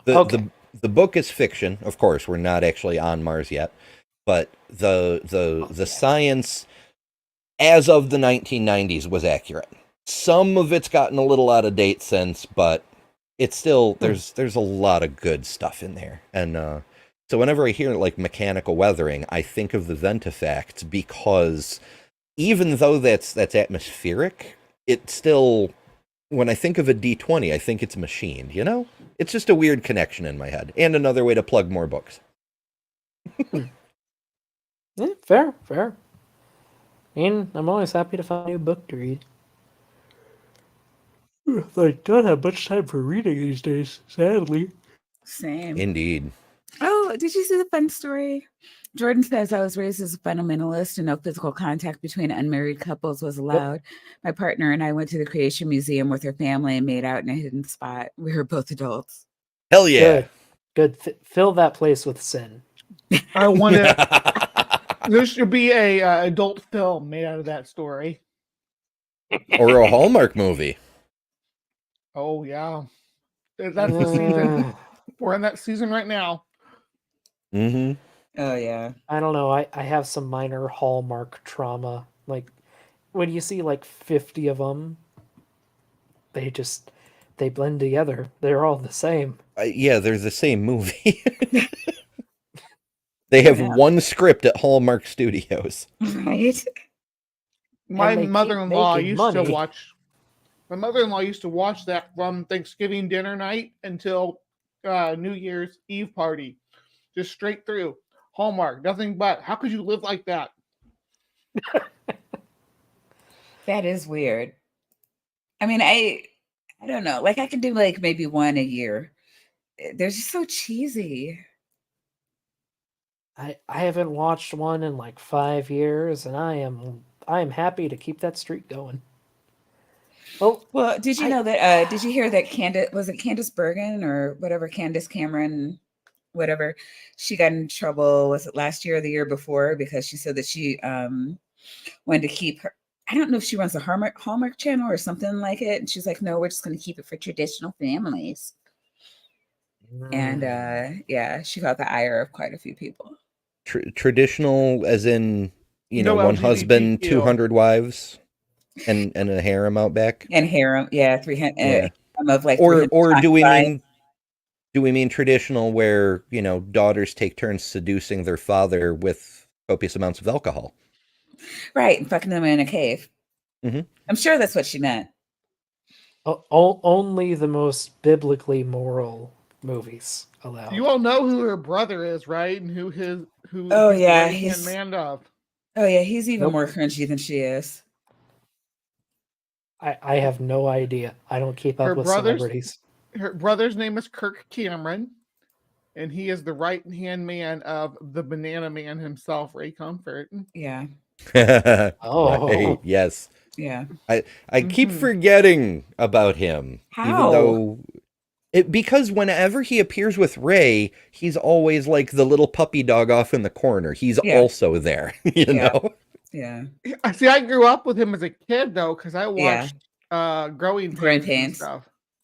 Yeah, and he was like he was the lead. He was the If there it was a boy. lead kid, yeah. Yeah. So I didn't know any of this about him back then. I didn't display on the show. I know when one of the girls that played his girlfriend that was supposed to be the one he married and everything on the show, when Mhm. the actress posed in Playboy, he had her fired from the show Yeah.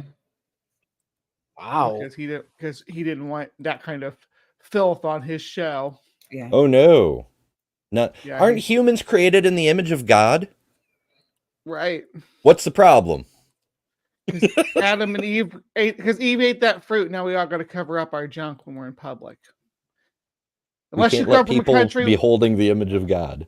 unless you come from a country that's close to the equator, in which case it's culturally for some reason okay for you to be naked and topless. It never Not considered anymore. taboo. They will not let your tits swing in the wind if they are around you. Yeah. I don't know.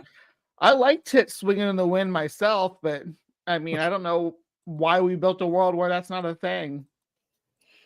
Christians. All I'll say to that is clothes do have some practicality, but Pockets. Pockets, Yeah, right. But I have bad news for you guys about women's clothing that maybe you've heard or maybe you haven't heard. But if there's one feature that it's famously lacking, it's pockets. See, it's not just me.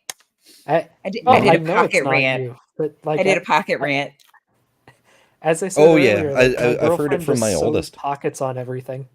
Pockets on everything. That's one way to do it. I really wish my I had oldest my own said if they clothing weren't line. already trans, they'd consider it just to get the better pockets.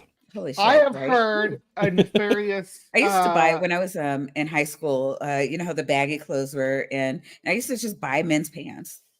I mean, why not? So they used Like to say gendered clothing is BS. Ridiculous. They used to say the reason they didn't put pockets onto women's clothing is so they could sell them purses, because you sell them the pockets separately. Right? Yeah, the purse is just a big pocket. Separately. Yep. External pockets you can set down. Why put pockets on the clothes when you can? Yeah, exactly. I mean, that should be my choice, though. If I don't want to, I should have pockets, and if I don't want to put anything in them, then that should be my choice. Like, I don't think I should have to be forced to buy a purse. Like, that's ridiculous. And they're also dangerous. People aren't necessarily going to pick your pockets, but like, I can't tell you how many times I've heard men and women, like people just like grab their bags. I think that's why. I don't know how popular it is with people our age, but my kids and their friends tend to favor backpacks and shit because it's a lot harder to nab a backpack than a purse. Yeah, easier to pick. Also, just a lot more space generally. Like I saw a comedian maybe it was like a year or two ago. He was like, "Why did we get away from the fanny packs? They're perfect." And I'm not saying we should get back to them, but they were kind of perfect. Like they're really hard to nab. Nobody, you couldn't talk to somebody and somebody was behind you trying to like take stuff out of your bag. You don't have to color them and make them out of the material of a freaking portable cooler too. You can make them nice, make them out of faux leather, and give them some decoration, make them look nice. Yeah, now the next best thing is like cargo pants, but they're not as versatile.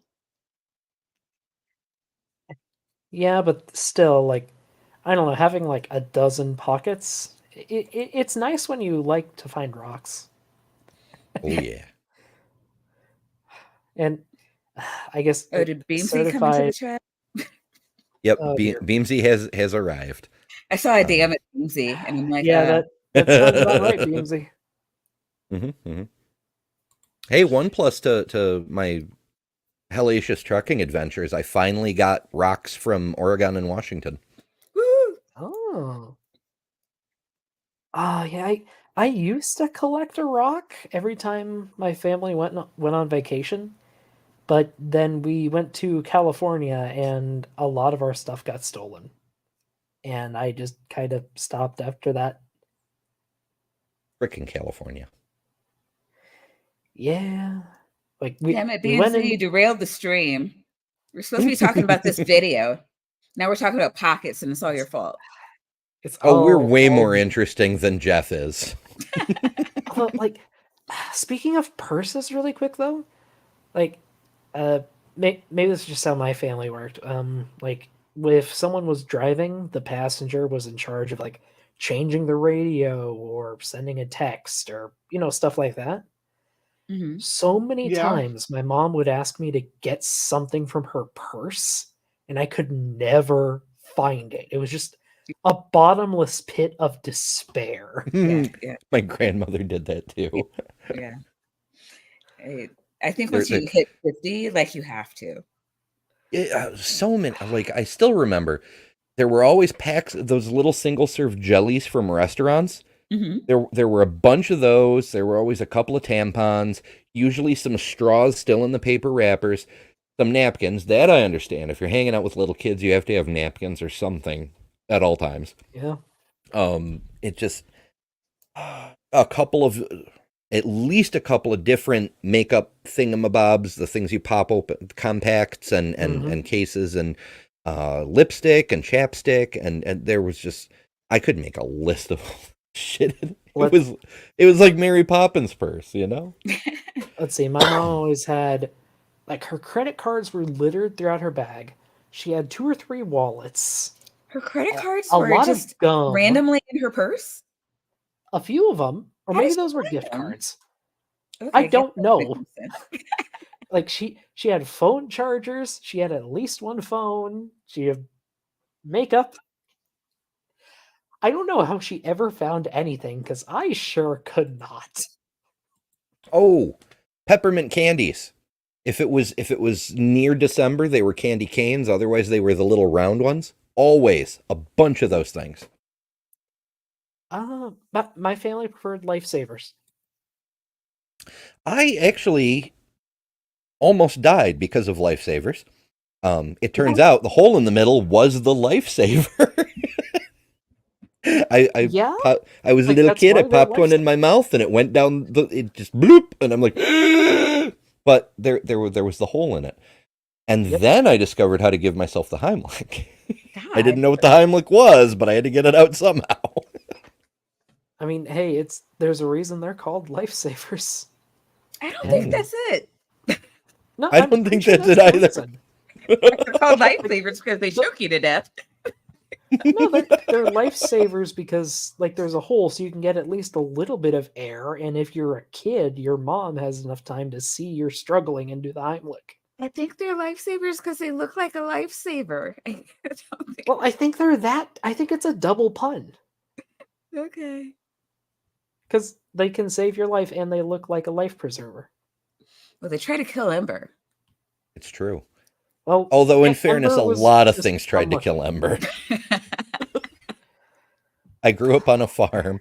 So one time I was one of my chores, even as a very little kid, was doing the dishes. So I'd have to get up on the step stool and to reach the sink and wash the dishes and whatnot. And one day I couldn't find soap. The soap wasn't out on the counter where it was supposed to be. So I went under the counter. It had child protect lock things, but those were super. You just push down on top of them and you can open it Yeah. anyway. And so I'm Raccoons looking can figure for those out. Yeah. So I'm looking Yeah. for the soap. I didn't find the soap, but I did find a box of rice. And I was like, oh, right. It wasn't rice. It was rat poison. So my grandmother was rice in. sure I was going to die. I'm like, why are we keeping rat poison under the fucking sink? Oh dear. Although, also, sorry, I gotta highlight this from Beamsy.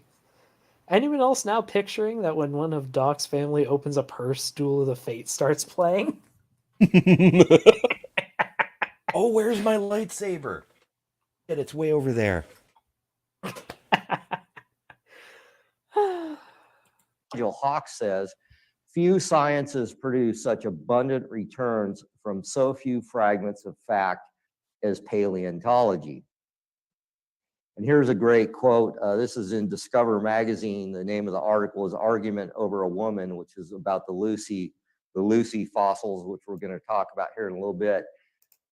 And this evolutionist says, everybody knows fossils are fickle, bones will sing, any song you want to hear.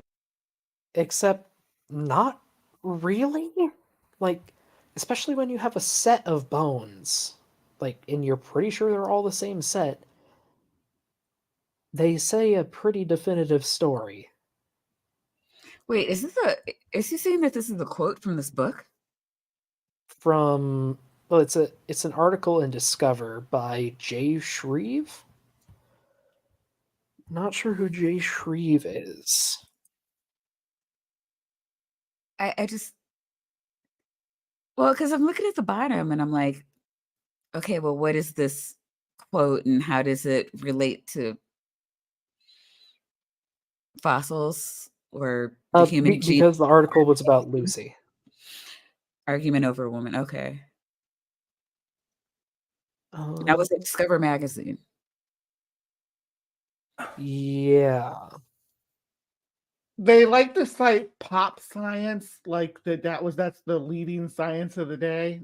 Yeah. Pop science, and that's the big thing with the Nebraska there, which was what I popped on you guys discussing, and it was a pop science article with a paleo artist being told to illustrate what they think this missing link might have looked like based on what they know about the age, and that's what it was. It's the same thing in. When it comes to Lucy and anything else, the pop science reporting is what creationists think they have to try to refute, not the actual papers. Well, I mean, he's a that's because they PhD. can't compete in academia.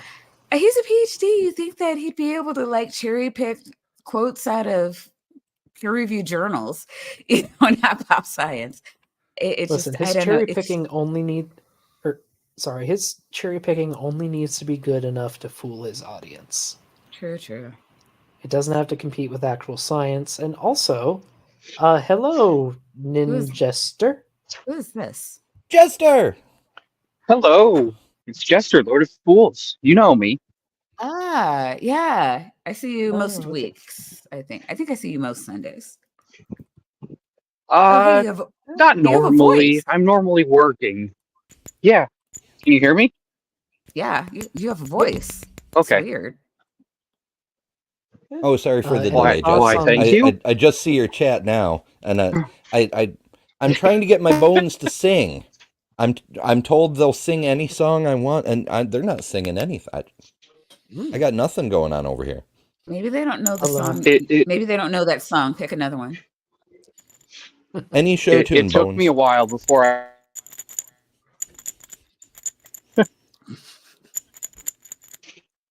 I think you cut out there, Jester.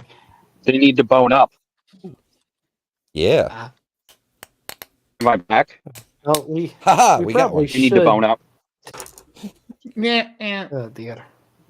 Well, we probably should continue because we are 9 minutes in. And 9 minutes in. It was 2 hours. We've made Was that? we've made 2 minutes in the last 50 minutes. That's what I was about to say. That last time Maya told us how long we've been talking. We are good. Here. This is a guy who's but I'm a still medical offended. illustrator, and so he basically. Huh? Oh, well, earlier you were talking about going to Chicago and going through museums, and someone went and said that you can't go walk through a boat. But if you go to the Museum of Science and Industry, you can go through the U-505 German submarine. Oh, the sub, right? It's not only a boat, it's a submarine that floated and sank on command. Yeah. And they have like a lot of little gadgets that like let you like experiment with how the sub controlled its buoyancy. It was pretty cool when I went there. Yes. So I actually yeah. well, it's just like my girlfriend and I went there earlier this year, and somehow we managed to go to the Museum of Science and Industry on a day where half the schools in the area were doing field trips. So there were kids and parents, just people everywhere. Like we couldn't see anything or hear anything. just screaming kids. That kind of reminds me of when we went to the City Museum in St. Louis, and there was freaking 1,000 people there. We didn't expect there to be, because I don't know why we didn't expect there to be. It was like a New Year's Eve or something. It was really busy. Oh. Yeah, and I don't do too good with crowds of people, so Yeah. it was bad enough that I started having a panic attack after being there for like an hour. It sucked. I'm sorry to hear that. That sounds terrible. The big oof. It happens. It happens. Which, especially ever since 2019 and 2020 happened, I can't do big crowds anymore. That makes I mean, sense. Career has I've been gotten bad I at crowds as can. I age. Yeah, no, I can. I just Yeah. won't. People annoy me. Yeah, it's mostly the noise that does it for me. Like, I'm very sensitive to high pitched noises. He No, has it's the just- same it's the complaints as people. the Grinch. No, it's the people. It's just the people. Like they're there. It's annoying. Don't you work in HR and you're this Indeed. misanthropic? Yeah, I know, right? I don't get it either. Wow, you really are. That- You're perfect for the role. That's how HR works. Right. And if you aren't That's misanthropic just going like- in, you might be when you. When you get out, yeah, it's like, man, I gotta If hear you- all of you, bitch. It's great. Ordering food from somewhere public. Ingredient is just a little bit of You're cutting out. You're cutting out a ton, Jester. I was You wondering if might that want to was check just your me. internet connection. It's because I'm outside. Ah, I'm going to go back inside and gonna leave say, the what's stream inside like? because I'm not in a place where I could be in this and talk freely without Ah. issues. We sound a lot better now. that's fair. Oh no! Yeah, Sound like it's more like my area outside, cut in and out. Yeah, it happens. you sound That- like a Darth Vader version of yourself right now, which isn't so bad. Earlier, Yeah, though, you kinda. sounded more like an R2D2 version of yourself, and that was a little worse. So, I'd so, rather be Mark, R2D2. He is my homeboy. But to Mark's question here, I have not been tested.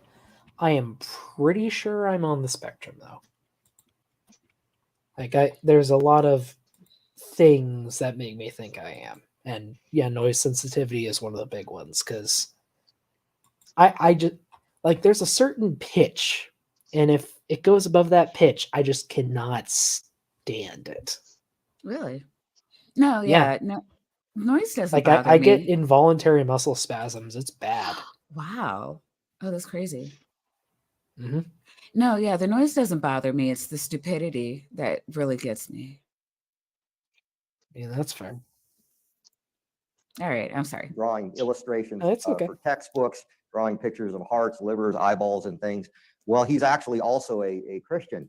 And he was hired by the evolutionary community to draw pictures of evolutionary creatures, including so-called ape men. And his name's Ronald J. Irvin, and he actually gave an interview. It's in a creationist magazine. I've got the citation there, but he said that he was asked to illustrate prehistoric animals and ancient humans and to make them fit the evolutionary view. And he said this in the interview: I was given the task of recreating the anatomy and structures of so-called prehistoric animals, mammals, and humans. I didn't really know whether to make it this way or that way because there was nothing concrete to go by. I was told to make her more ape-like or more transitional in appearance. And so that just shows you the kind of artistic liberty and license that goes into promoting evolution to the general public. Okay, as someone who has commissioned paleo art and spoken with a lot of people who do paleo art, that's really not how it's done, at least today. Like, a lot of paleo artists actually do have formal training in the discipline. And just it's an because overall you shitty need a thing to good say about grasp of anatomy. it's an overall Hmm? shitty thing to say about paleo artists in general. I mean, who the fuck do you think you are? Sorry about the language. I mean, they're trying to reconstruct organisms. They're doing freaking scientific research. They don't it's a lot of paleo art is laborious and has to be accurate. No, Yeah, Bree, like don't feel they bad. put a You've lot got a of lot of effort. you've got a lot of fucks to keep up with me. Yeah. I'll try But to like keep my fucks under control. it's just like a few of my friends, like a few close friends, do a lot of paleo art, and they are absurdly meticulous with every single tiny detail. Well, Like our friend Dapper does paleo art. does he? Yeah, he does 3D models. His character's a 3D model he made of a. Oh, yeah, I guess you're. Yeah, you're right. Huh. I guess for some reason that didn't click in my head as art, but no. You're right. Yep.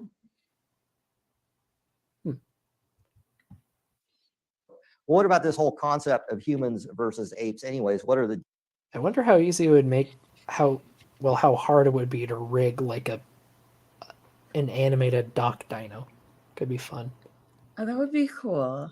I would consult with Nitty on that. He's got the inside track on animating characters.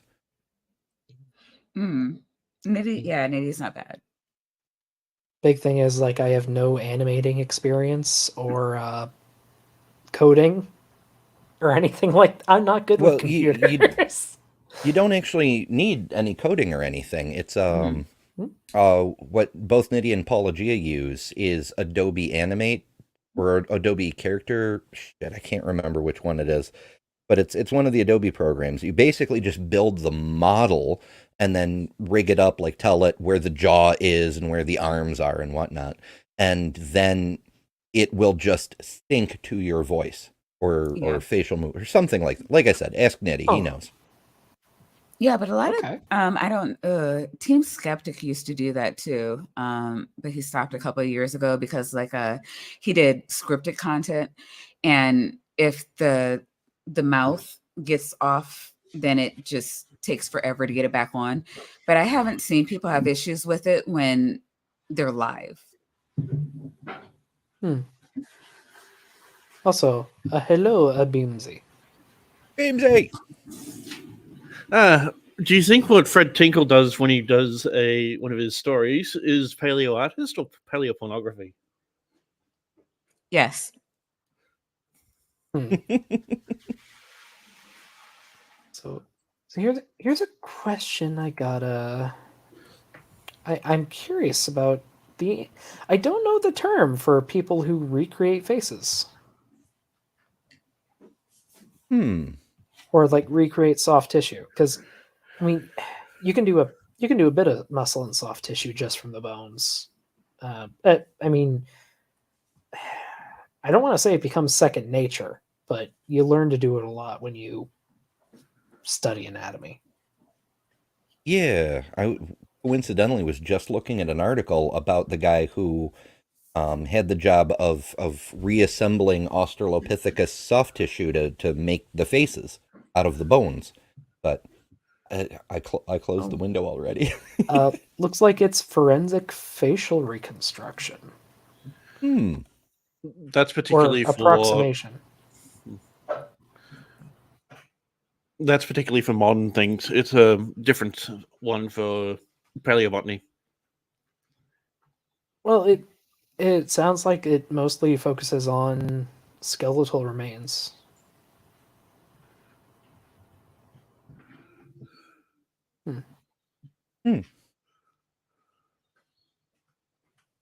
And Has Kent Hovind ever really, spoken to really a forensic biologist? Unlikely. I'll probably I know one. Like, I know one why would he Mel? talk to anything other than the Bible? I just would love to see what he thinks when she brings in like the reconstructions of features and things like that to show evolution is true. What he would have to say about that. 'Cause He would lie. He would a- lie. If it it's a- doesn't corroborate the Bible, he can't make money off of it. I mean, it's applied science, though, right? We use it to find who someone that we find in a lake really was, right? Hey, Bree, you know how you're just a decent human being and you love Yeah. knowing truth? Invert that. Yeah, I know it's a piece of crap. I can daydream about seeing somebody actually get into to just waffle and fall down, but it'll just be a dream, I suppose. Well, we can all dream of the day that Kent falls down. The differences. Well, most evolutionists would tell you that chimpanzees are our closest living relative, that we're most closely related to chimps. Although this doesn't always pan out for evolutionists, but this is the standard evolutionary tree that you would get if you were in a college. It doesn't always pan out. I mean, I'm pretty sure it pans out in most cases. I'm not sure what primate that is at the bottom, but orangutan, gorilla, chimp, human, yeah, that's generally. As I understand it, we're pretty much equidistantly related between both chimps and bonobos. That's what I thought. Yes. But well, the panons are only represented by just the chimps here. There's no bonobos. But yeah, chimps and bonobos are each other's closest living relatives. Both of And them are then closest related to humans, then gorillas, then orangutans. And then this down below that they got a macaque here, which is not right. It should be a gibbon. Yeah. Is that what that is? Okay. Yeah, that's a macaque. I don't think I've ever seen one. Is it gibbon or siamang? Siamangs are gibbons. Oh, they are a gibbon. Okay. They're the big gibbons. King of the gibbons. Oh, big puffy, throaty sacks. And they scream. Right. They live in Vietnam and Laos and some of the islands like Borneo. Oh, right, they're really Oh, wait a minute. loud, aren't they? Yeah, I'm wrong. Also... I thought we had a common ancestor and it like branched differently. Well, this is one way to show a phylogenetic tree. It's not the best. It's hard to nest them this way. Nest within groups. I like drawing circles better, and circles within circles. I think is the better way to do it. You can there's a reason they do this. It's because that way you get the straight line pointing at humans. Like humans are the point and the purpose, and everything else is just, a happy accident at best. Like this is maybe a better diagram. Okay, yeah. That's what I'm more used to seeing. Yeah. Yeah. Maybe, I don't know. There you go. And then old world monkeys there are represented by a colobus monkey instead of macaque. Macaque. Yeah, there's a lot of different ways to show phylogenetic relationships. Some are more intuitive than others, but they both of these work. Yeah, I mean, the way, I don't know. I think that what's kind of tripping me up, like I like the other one, this one better because it's like we are equally evolved. Like we're all best suited to our environment. Yes. So it's not like, well, we, at first we were old world monkeys and then we were gibbons and then we were orangutans.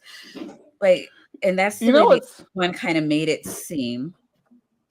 Right. It's kind of weird that I maybe I can ask you guys about it. I'm a phylogeny nerd, so it doesn't. I can't wrap my head around it, but I understand that like it's important to people that they distinguish that there's two species of chimps, that there's bonobos, and that there's chimpanzees. But there's 4 species of gorillas, and no one ever's like, oh, why they only got one? Why they only got Western lowland gorilla on here, but not a mountain I'm not gorilla. sure if they are separate species or subspecies. Gorillas? Yeah, let me. Yeah, and that wasn't even my issue. Mine was just like it makes it look like we evolved from them. The other one kind of, I don't know, like the way it was represented, it was almost like we evolved from them.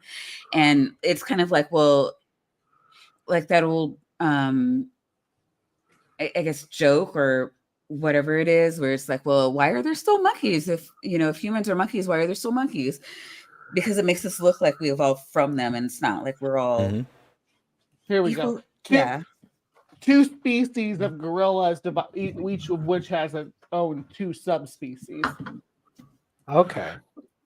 There's 3 species of orangutan. Yeah. Yeah. And one of them's quite a bit bigger than the other two. Maybe we just tend to differentiate bonobos and chimps just because they're closer to us. That might closer to humans. Just more of a selfish thing. Yeah, I thought it was more of a behavior thing. They are very different in behavior. That's true. Yeah, I'm there's not as much sure if- difference in the behavior between chimps and bonobos as there is between humans and bonobos or humans and chimps. All three of us are completely unique, and there's stuff that we share in common with chimps that bonobos don't share in common with us, and stuff we share in common with bonobos that chimps don't share in common with us. So there's a lot of factors at play here. And to split, well, I don't know if I'm completely confident with where they put all the splits in when it comes to the peonies, but I'm no expert, so I'll leave it to them. What? Sorry, I just interesting creationism image. The fuck? This is from a creationist website, I guess. I have a few questions. Sasquatch made the cut. The Kappa. Yeti. Merfolk. Wow. What?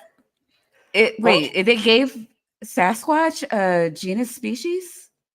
Gigantopithecus. It's not Gigantopithecus is a Sasquatch. It was a giant species of pongid orangutans. Yeah, relative of an orangutan. Is that what they think a Sasquatch is? Because do they have fossils to confirm that? They got Yeti and Mapinguari on here too, but Mapinguari is just an orangutan, and Yeti is somebody in an orangutan suit. Well, no, the Mapinguari is actually a really freaky South American cryptid. It has like a mouth in its belly and one huge eye, I think. Wait, that's a cryptid too? Oh, it's freaky. I've never heard of it. That's fun. But it kind of goes to show what we often mention, that when you disable your critical thinking and buy into one cultish conspiracy, it makes you vulnerable to more of them. It's a goddamn mermaid. Are you kidding me? Yeah. That's it's not a real mermaid. It's a dolphin. Well, why did this exist? That's real though. That's a photograph, Ember. It's not like a drawing. Very clearly a photograph. I don't know why this is, and I love and hate that it exists.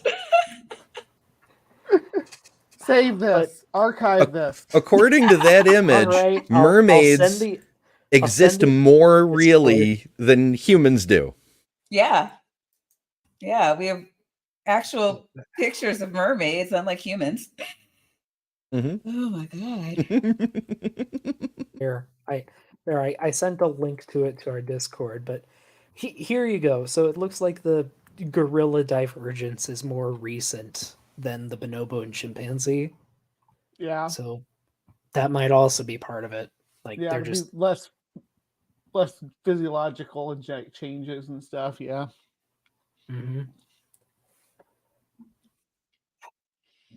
And phylogenetics is interesting, and it's actually something. It's like a project I really, really enjoy whenever I do it. Like just finding random objects and sorting them. It's neat. Biology class or some evolutionary class in college or even high school, they would tell you that humans are most closely related to chimps, then gorillas, orangutans, and then there's a rhesus macaque or as a monkey as an outgroup. And that would rhesus macaque. What did you call me? I wish they tasted like Reese's. Oh dear. Macaque. Called an evolutionary tree or a phylogeny for human evolution. But it turns out the evolutionists can never really agree amongst themselves because this paper was published in 2009.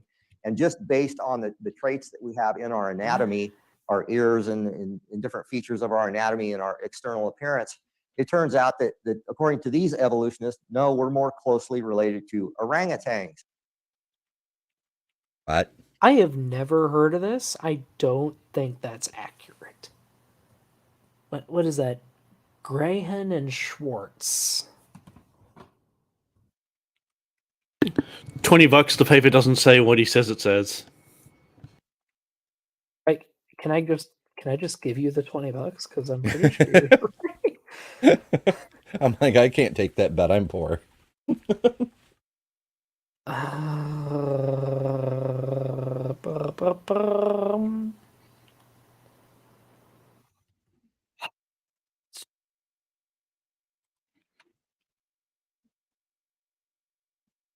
I'm reading through.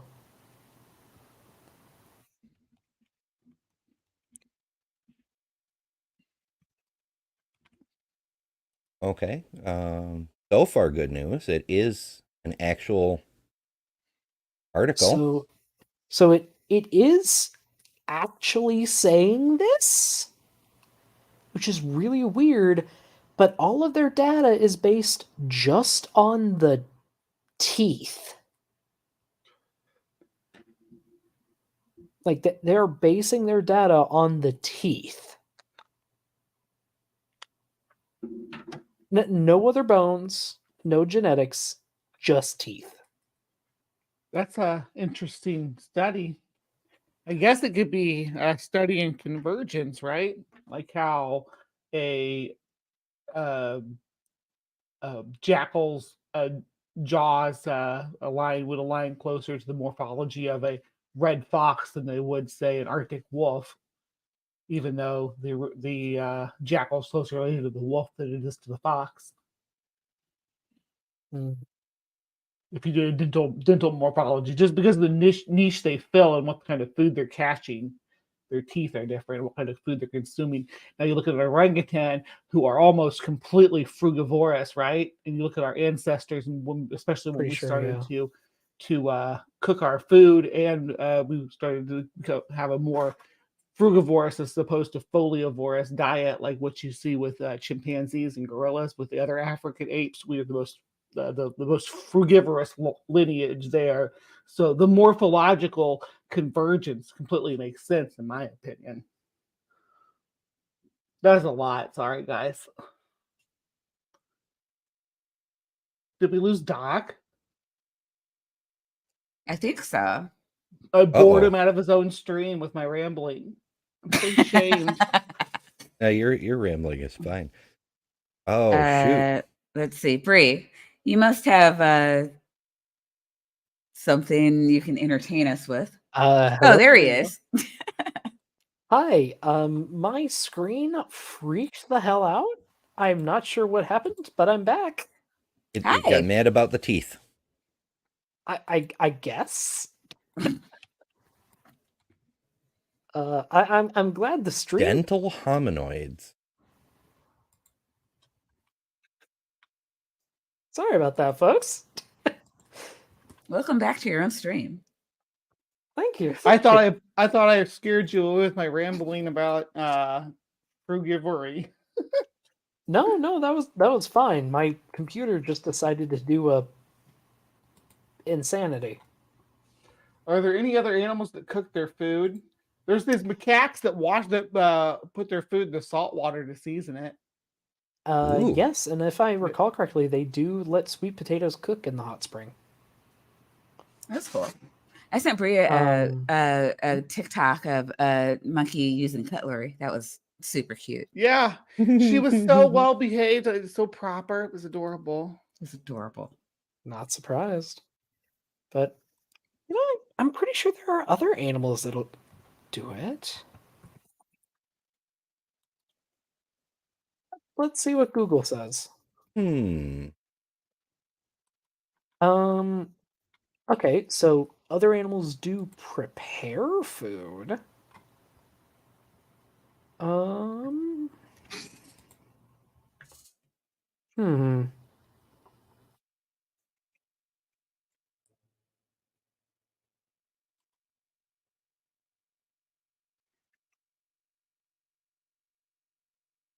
Apparently, orangutans can spearfish.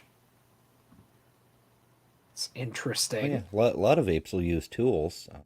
Ants will use digestive enzyme. Oh, dude, I'm trying to read 2 articles at once. It's not easy. Apparently, chimpanzees will cook their food if there's a fire present. Just meat, or they cook veggies too?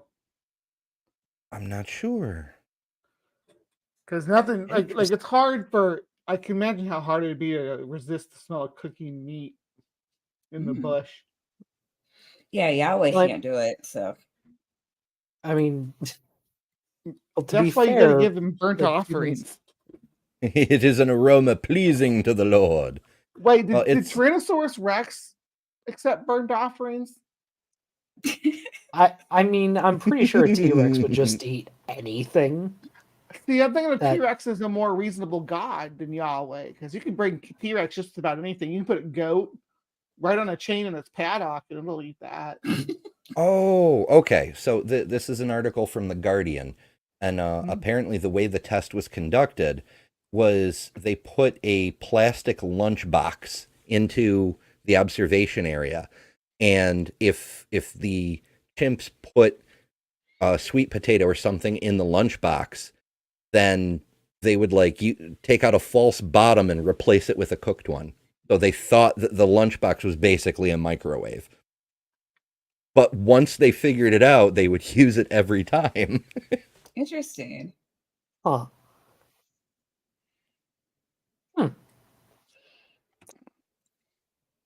Yeah, intriguing. than chimps.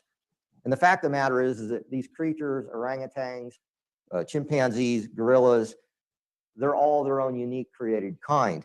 Chimps only make more chimps, gorillas only make more gorillas, humans only make more humans. It's just that sometimes a certain type of creature like a gorilla or a chimp might have some features in common, whereas they might have more features in common with another creature, but they're all mosaics or unique created kinds. But the fact of the matter is there's huge differences between humans. No, that's not what a mosaic is. A mosaic contains a mixture of traits. That's why we call it a mosaic. I thought it was because it was made by Moses. Yeah, the Mosaic Law. What are you talking about? It means it was passed down by Moses. Mm-hmm. Porque no los dos. I'm beginning to think you're a mosaic of a dinosaur. I think Doc mean, may have a human jaw. 9. In truth, he does. It's just the fact being that the rest of the human was complaining when he was eating him. Oh man, I need a jaw in my collection. So I only have a few vertebrae and well, I do have some wishbones up there, and then a turkey femur, and I'm not sure exactly what this is from, but it looks stabby, so I like it. Well, sorry, he threw up a comparison between a human and a chimp, and I'd like to show an intermediate in there with them. Because this video, created by the California Academy of Sciences, illustrates a chimpanzee's walking, a human walking, and Lucy walking. Oh, kinda yeah, I think I've seen interesting. this. Yeah, so I highly encourage people to go check this out. It is really cool. Oh, I think I've And seen this. Yeah, but it is cool. Yeah, Dapper's played it before, right? Yeah. Maybe. And yeah, it like highlights the similarities, and there are similarities because Yeah. they're related animals. Kind of weird how that works. What? And yep, then the chimp goes on 2 legs. Yeah, look at the huge difference in the hip and pelvis area. Yeah. Mm-hmm. A lot of differences. And then with a modern human. Right? Again, a lot of similarities. Mm-hmm. But there are differences. There's still a little more wobble in her walk, but it's getting better. Mm-hmm. The V of her gait is starting to get more straight, but it's still facing somewhat inward towards the knees and then outward towards the ankles. Yep. And then they combine the animations, showing all 3. And just, yeah, sure, Jeff. There are there are differences, but there's a lot of similarities too. And Lucy's not the only Australopithecus or Is the the chimp only gonna stand up? transitional species we have. I absolutely love this video. What's California Academy of Science? Yep. Yeah. Okay. Excellent. I'll remember that. Yeah, I love showing this to people. So I think it would make a good addition to one of my transitional videos between segments. Do something with this. Yeah. This is And cool. the universities don't mind when you use their Yeah. their teaching tools. They love it. Yeah. I mean, And like I they don't know. I use a mean, I lot don't of know about other really YouTube, but cool stuff. certainly for like classrooms and things like that, they love Mhm. that. Mm-hmm. But yeah, they have a ton of other really cool things. Though they mostly seem to be focused on sea life, at least recently. It seems to happen a lot in California. Yeah, but they got a lot of good like animations and stuff. Oh, apparently they have a simulation of an earthquake. That's kind of neat. That makes sense for California. Yeah. Just a little bit. And actually, I think I will put a link in the chat in case anyone wants to check it out later or share it around. Please do. And then we can hit play. And Oh my chimps. gosh. And I'm just Maya, did you send me freaking baby chimps and playing with gibbons? It's fucking adorable. Oh my gosh, yes. Oh no. Those are 2 apes that you can actually keep together too, and they keep each other company. Chimps can't be kept with anything else. Even bonobos and chimps can't be kept together. Bonobos and chimps can't be kept together. But orangutans and gibbons, they live together in the wild, and they do just fine together in captivity, and just they form family bonds with each other. It's so cute. It's a Oh my baby gosh. orangutan. Yes. So cute. And it's fascinating how similar baby chimps, gorillas, orangutans, and humans all look to one another. Yeah. Really odd, isn't it?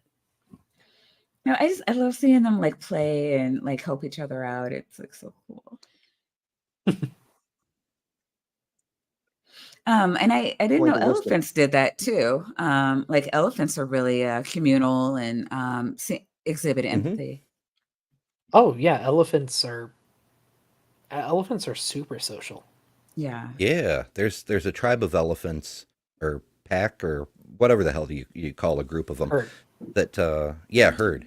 But like even they're There's- empathetic though. Like they can tell when Mhm. like when one would be like showing an emotion or like like we would need to see tears and they're just like, oh no, I would be sad if this happened to me, so I'll go comfort or whatever.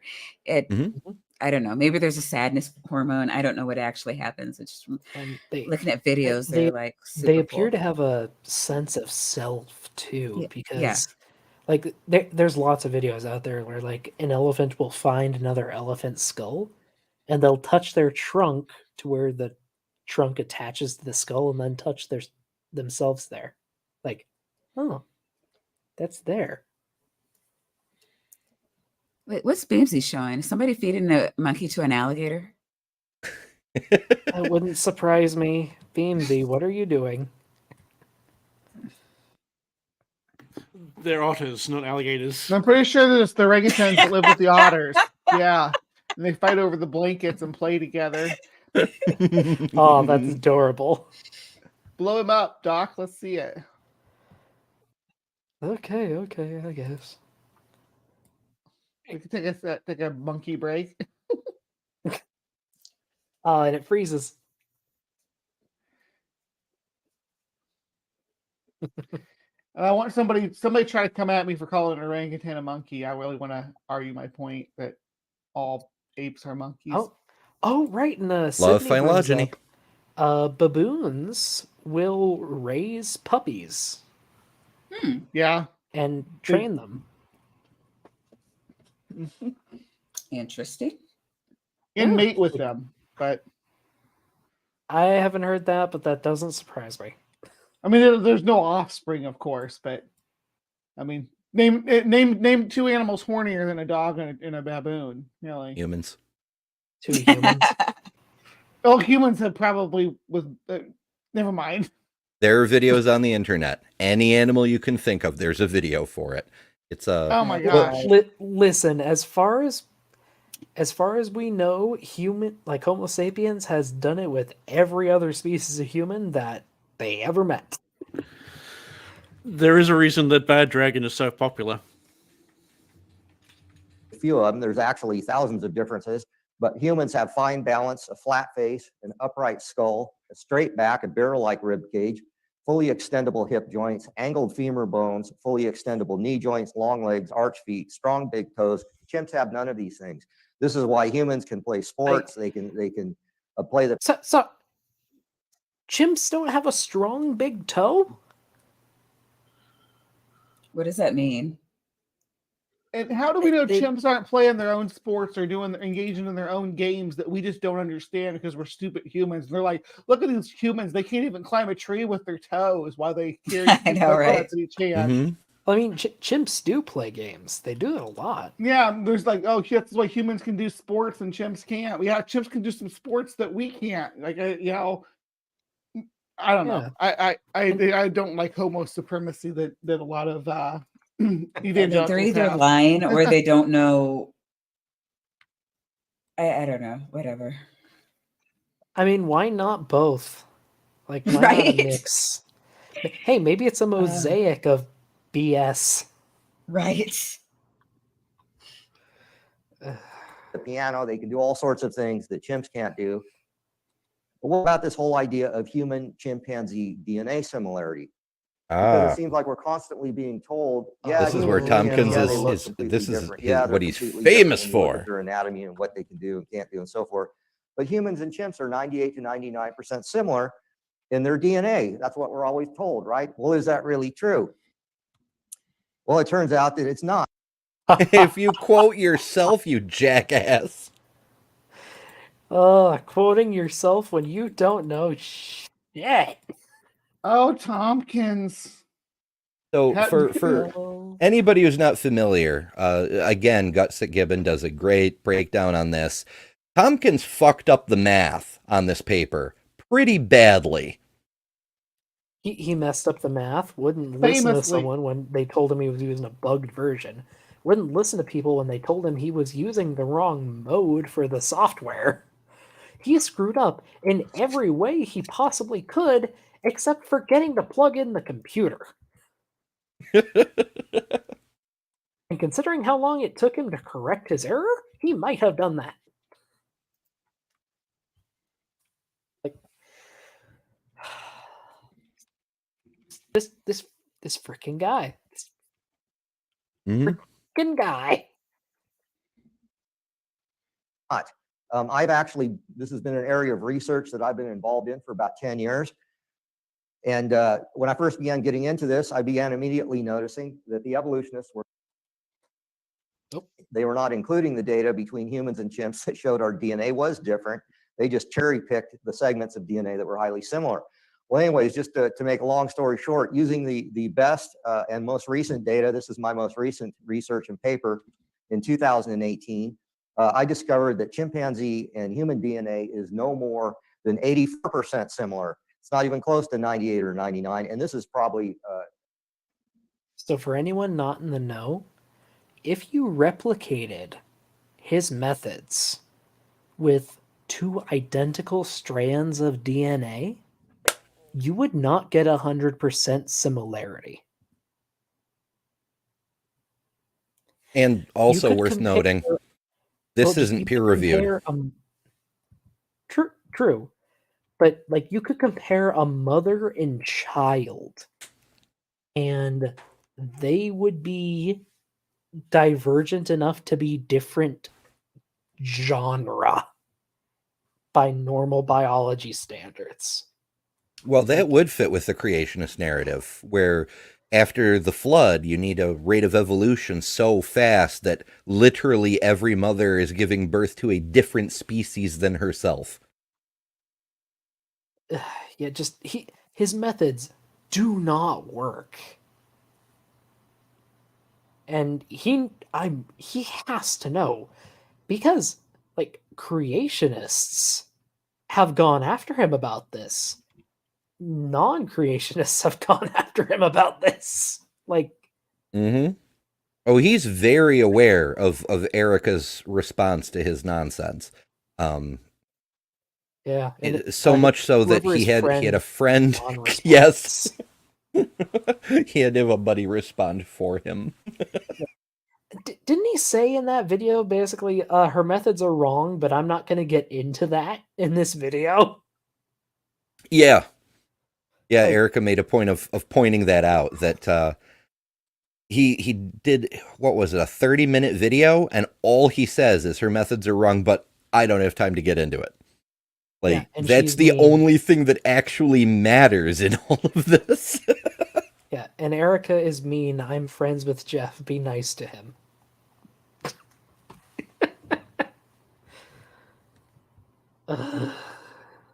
Andrew Snelling's going to come for their heads.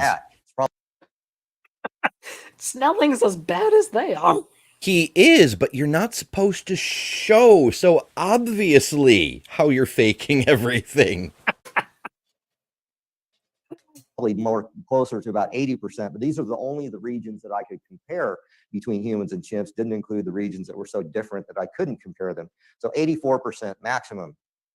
Well, at the same time I published that, an evolutionist at the University of London, Queen Mary, also took the same data that I had worked with, only he used a different algorithm and a different approach. And he posted this on his website.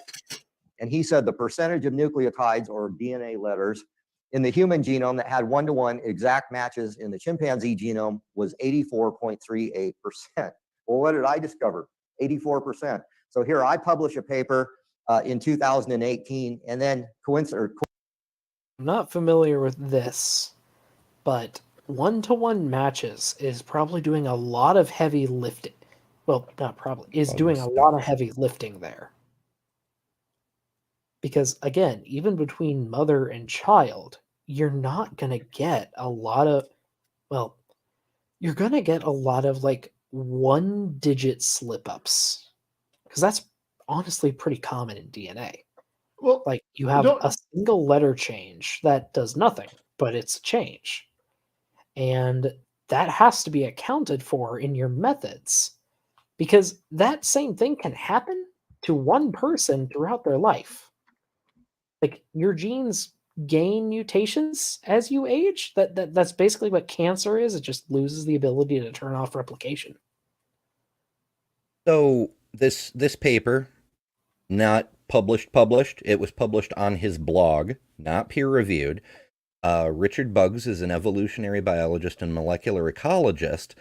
His research group analyzes DNA sequences to understand how plants, especially trees, adapt in response to climate change. All his work, including his dissertation, is about plants. And for anyone who's curious, like, plants are weird as hell when it comes to their genetics. Like, plant genetics and animal genetics are only vaguely comparable. It's actually absurd. Oh yeah, we still have no idea why some species will be monoploid and just become polyploid. Hmm. Like instant speciation. Oh, hey, Doc. I'm gonna I'm gonna start to wind down. I actually have to get up in the morning, but I will be I'll be in the chat listening. Huh? Alrighty. Yeah, you have a good evening. You too. Hope- Good hope night, you had Thanks for hanging everybody. out, Maya. Love ya. Laters. Love you too. Bye. Oh yeah, Erica is mean. Citation needed. I have seen her get irritated, but I don't think I've ever seen her throw the first punch. Well, John Maddox, that is the one time I've seen her lose her temper on someone and be like, "We're not going to Well- continue this." If Yeah, well, with Maddox though, that's fair. That man is so condescending. right, that's the crux of his argument is how stupid his interlocutor is. It's like no, Yeah. how stupid he thinks they are. Obviously, I mean, but yeah, And the debate him and Otangelo had with Erica and Cygart, like all he could really do was say, Erica, no, you're stupid. Oh, but Cy, you're so intelligent and wonderful, and don't you see that this person is misleading you? And like just sycophantic BS. That's all he had. I used Right. sycophant right there, didn't I? Yeah, like Yes. yes men, minions. As far as I'm Okay, good. concerned, you used it right. I was like, hey, this word feels right. Wait, is it right? Okay, it is. Google. Thank you.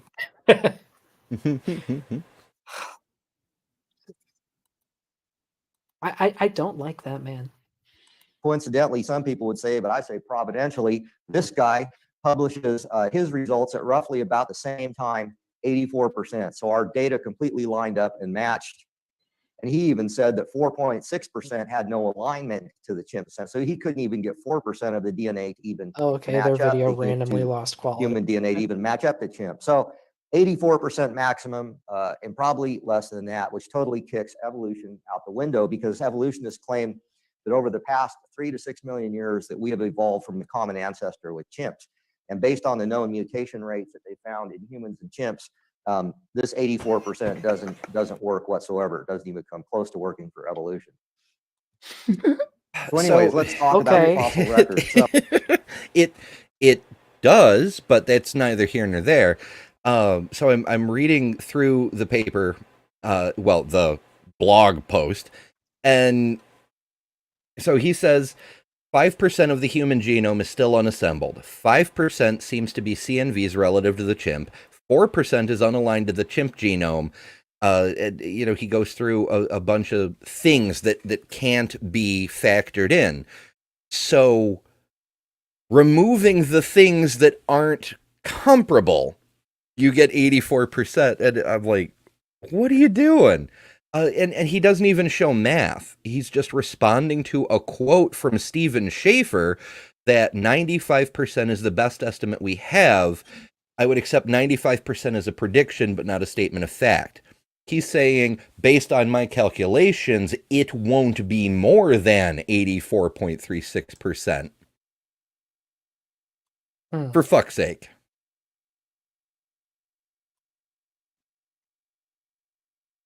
Also, Professor Bugs says right in his first paragraph that he's a Christian and blogs occasionally where science and Christianity intersect. Which, I mean, I'm not going to hold that against him without further context, but it's a little suspicious. Sus. Little suspicious.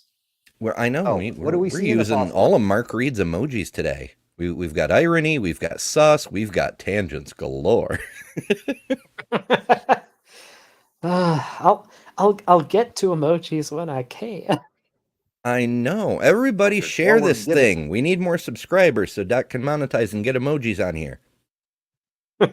Don't you Thank want you. emojis of dinosaurs? The first one is still going to be damn it Beamsy, but I do have some ideas after that. In this picture all the time. It's on the internet, it's in magazines, it's in books, but is it really true? So here we have chimps at this end, here representing apes or great apes, and here Yes, okay. This is the march of progress. It is a problematic diagram that no one in evolutionary biology holds to because it's way too simplistic. And misleading as fuck. Yeah. Because like Maya was talking about earlier, it implies humans are the pinnacle of everything and everything else is lesser, that we're not all equally evolved and adapted. Yeah. Which is wrong in many ways, but just like we don't hold to this diagram, Jeff. Don't cite it. Don't you freaking cite it. we have humans here, but the fact of the matter is there's nothing in between. So let's talk about these chimp-like Except for the Australopithecines and Paranthropines and Ardipithecus and Sahelanthropus and Auroran, and need I go on? creatures, and these would be known as the Australopithecines. So what do evolutionists think about Australopithecines when they're actually being candid and objective and realistic? Well, this paper... Okay, so the transition that wasn't. Now, I could be wrong, but I'm pretty sure I've heard of this article before. And it's mainly talking about how the transition is so gradual, you don't really see it from a species to species basis. Like, you see these changes accumulating over, like, genre rather than species. It is extremely gradual. So just to be clear, now he's complaining that we have too few missing links. There's not enough punctuation in the equilibrium. No, he's saying there are no missing links. And he's citing this as evidence that there aren't any missing links. I mean, maybe there's no more links that are still missing, but yeah, like the chain's pretty robust. We're just kind of wrapping another chain around it. Was actually published in 2016 in a prestigious journal, the Royal Society in England. And I love the title of this paper, From Australopithecus to Homo, which would be us, the transition that wasn't. And this is what they said in the paper. Although the transition from Australopithecus to Homo is usually thought of as a momentous transformation, the fossil record bearing on the origin and earliest evolution of Homo is virtually undocumented. So in other Okay.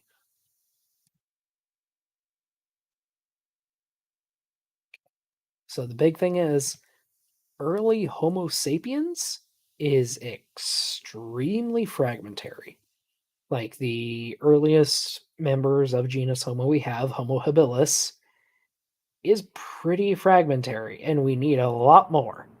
But right after Homo habilis, we get Homo erectus, which has an extremely robust fossil record. Hey, Doc, can I ask you a series of questions about this? What's try. the environment that sure, yeah. What's the environment that you can find that you find primates in that live in what kind of environment do they generally live in? Generally forests. Yeah. Is the forest good for fossilization? Not really. Well, yeah. So it can be okay if you're big, but not if you're small. What did Homo habilis start to do, and then Homo erectus kind of perfected? Tool making? Well, I was gonna say living in the open, living on the open plains as a cursorial hunter gatherer. Well, I mean, like, I think there's at least some evidence that the Australopithecines did at least a bit of it, or at least they lived in, like, woodland scrubby habitats, I think. I could be wrong about that. Yeah.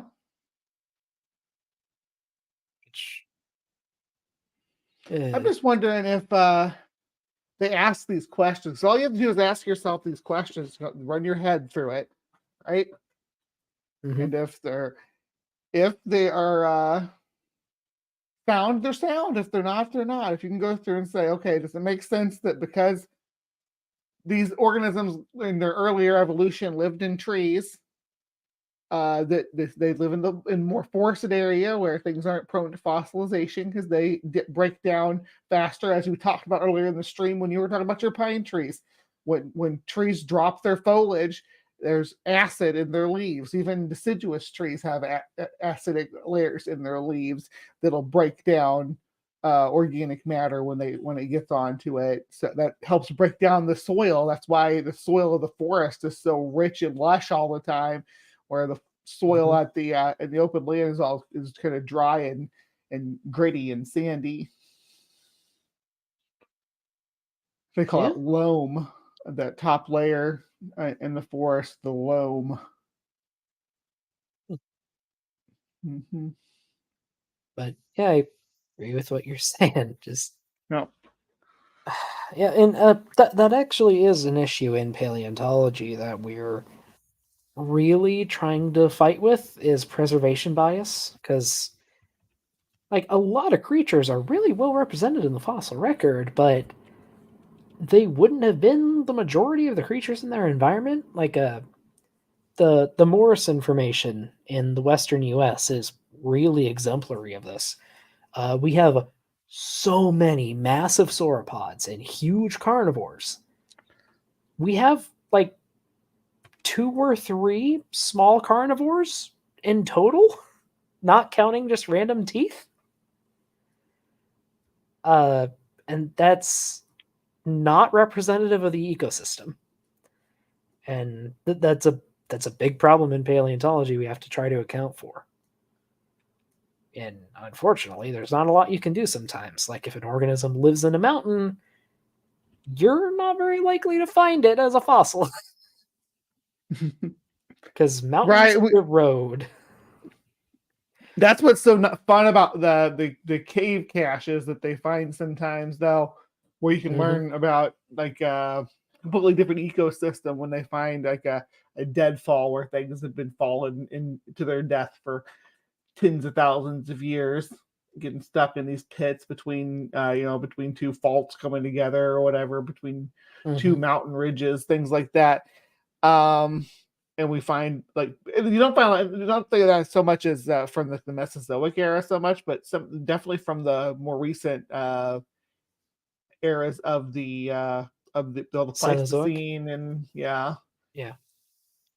And we find a lot more of them in the Pleistocene because they're younger fissures that haven't been eroded yet. Or that haven't been eroded away yet. Which those also, those deadfalls tend to erode fast too, don't they? They don't stick around forever. Well, if they're in a mountainous area, yeah.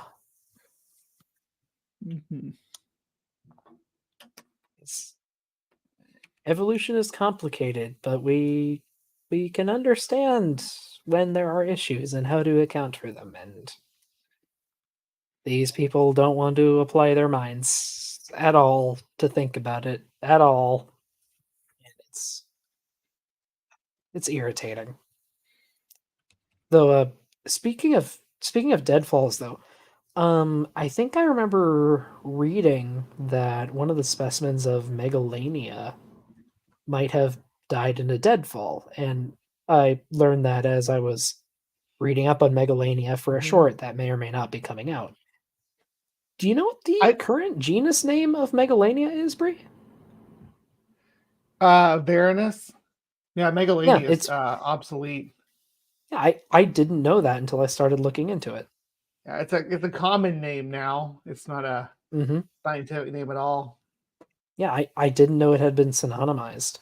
Well, it is a big Varanid. I mean, it's right there. You look at Varanid Salvatore and Varanid Komodoensis. They're all phylogenetically close related to each other than they are to any other clade. So, yeah, it's I mean, it makes sense. I never heard of it. You know the connection between Megalania and what's the turtle again? The big Myo Chelian. What the one I that's do from New not. Caledonia. Hold on. Megacolon? New Caledonia. Meolania. Yeah, Meolania and Megalania. They were like they were originally they thought they were the same clade, but Really? they turned out not to be. Yeah. Huh. Just a little I mean, humble factoid. I know Megalania is pretty fragmentary, but that's odd. Huh. Oh, well, that was a fun little sidetrack. Tangents. Yeah, they happen. In other words, there's nothing in between humans and apes or chimps. And these Australopithecus creatures were just merely chimp-like creatures, and we'll talk about that as these next few slides. So probably the most famous Australopithecus fossil finding was known as Lucy, and it was given the designation Australopithecus afarensis. It was discovered by Donald Johanson in Ethiopia in 1974. And this is what he discovered. This is all he discovered of Lucy. In fact, it was only about 40% complete, and they dated Lucy at about 3 million years old using evolutionary dating methods. And they claimed that she was bipedal.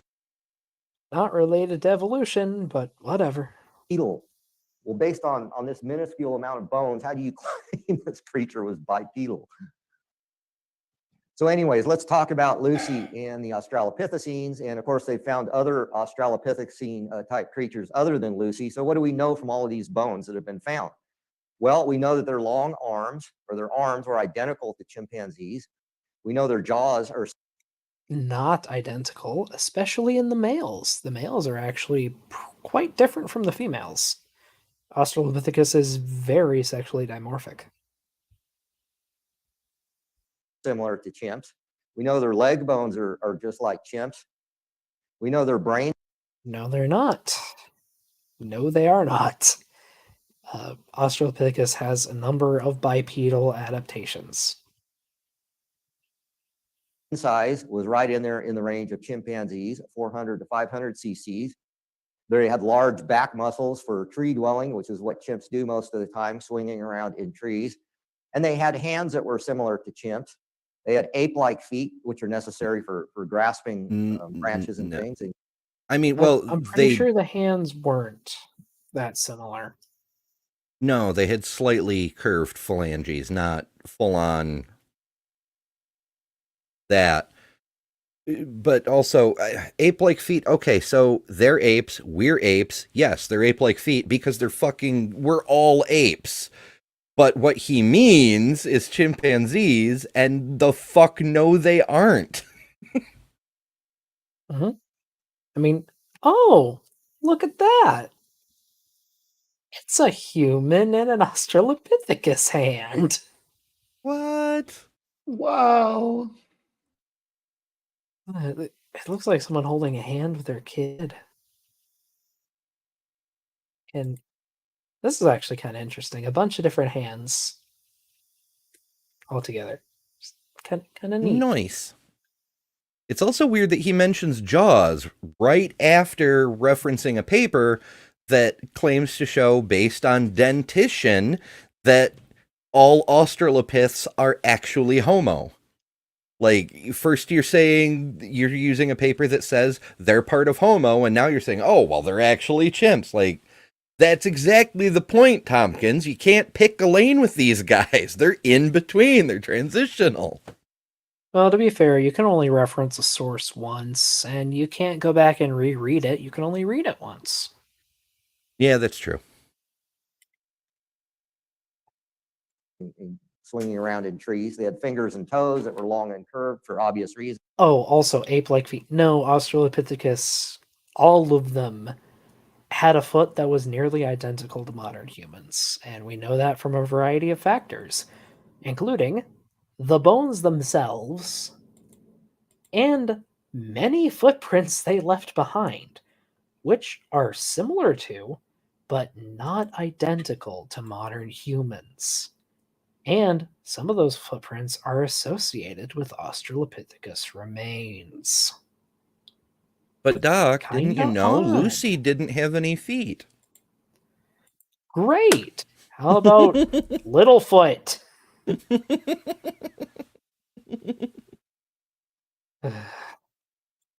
can see that you need those for doing what chimps do when they're in. Oh, has Donnie thought up an excuse for Littlefoot yet? Because he didn't he keep saying like, oh, it's gonna have ape-like feet. I haven't heard him say anything about it since then. Now that we actually have the feet and we have pictures of the feet.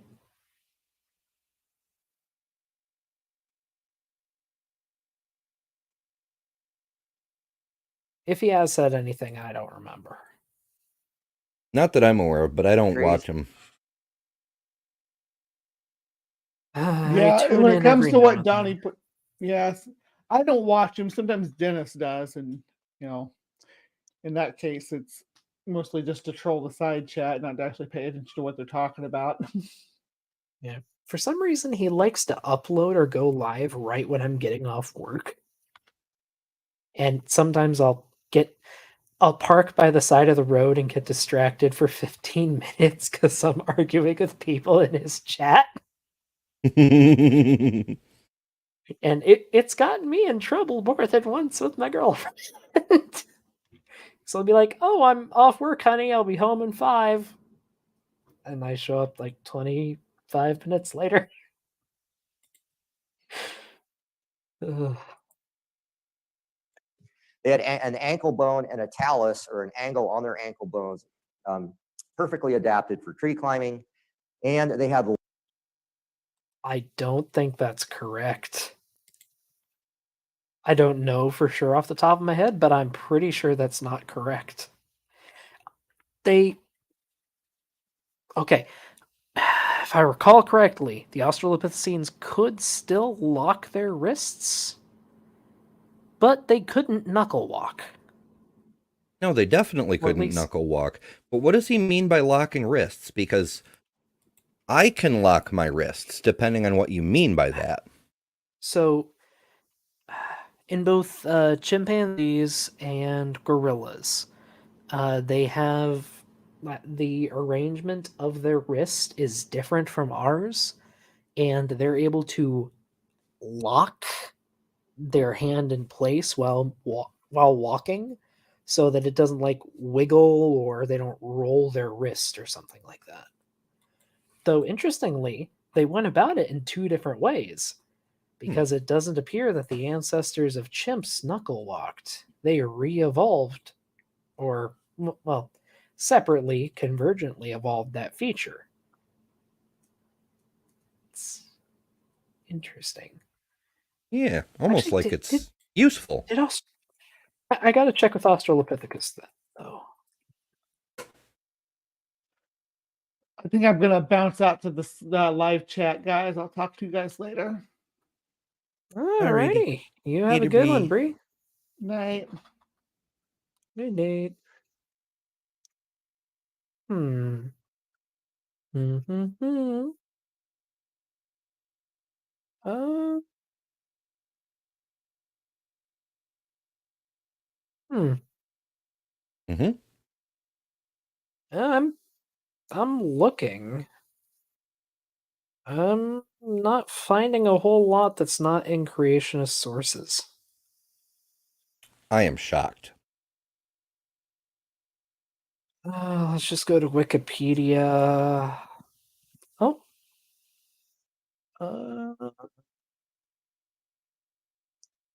Did they mention Austro? Yep. Oh, okay. No, apparently Australopithecus may have had retained knuckle walking features, though they themselves did not knuckle walk. Oh, also, yeah, I think the prevailing hypothesis is that Lucy died from falling out of a tree. Which is ironic and sad. But it happens if you live your I life in know. a I mean, if you live a you lot could of still time be in a alive tree. today. Locking wrists for knuckle walking, which is what they do when they're on the ground. And there's a chimp that's knuckle walking there. So God created their wrists to basically lock over so that they could walk on all fours when they're on the ground. But what about this God whole idea? Did created their Lucy walk wrists. up? Well, apparently he created everything. Sure. Hey. Okay, so what they're saying here, yeah, retention of knuckle walking features. Though Australopithecus, okay, could Australopithecus have walked on their knuckles? Maybe, but it would have been like a modern human doing it. And modern humans are kind of awkward when they try to do that, at least compared to a chimp. It's true. I did try to do that when I was younger. After I learned how to actually walk, not crawling nonsense. I was like, you see, like I watched Jungle Book and I saw how quickly King Louie could move around, and I'm like, I wonder if I could do that. I could not do that. My hips did not like it. How dare you be a kid? Mm-hmm. Right. Well, obviously she wasn't created to. This is actually a famous quote from an evolutionist, Eric Stockstad, and he said this in the journal Scientist. And he said, I walked over to the cabinet, pulled I think that's the journal Science, sir, not scientists. out Lucy, and Shazam. She had the morphology that was classic for knuckle walkers. There's a chimp doing what chimps do when they're on the ground. They walk around on all fours as knuckle walkers. What about their skulls? Were they even close to being an ape man or a transitional form? No, they were just completely chimp-like. Oh. Also, that's the magazine Science, not the journal Science.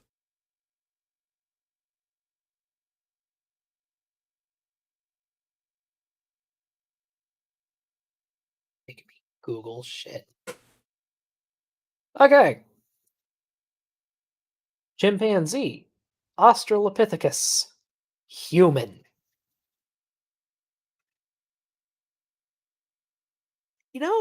I could be wrong, but the Australopithecus kind of looks more like one than the other, and it's not the chimpanzee. Are you sure? No, I'm just imagining the much flatter face and the reduction in canine teeth and reduction in brow ridge, reduction in jaw muscles. Like, And wasn't Tompkins saying that the brain case sizes overlap? I mean, there's no rock hammer for scale, but it looks to me like the brain cases are considerably different. well, I'm not sure if these are to scale or not, because like here's a baboon. That could be a large male, I guess. And a gelada. I don't know if these are to scale or not. And that's actually important. You should have scale. Yeah, you're right. It looks like they normalized the sizes.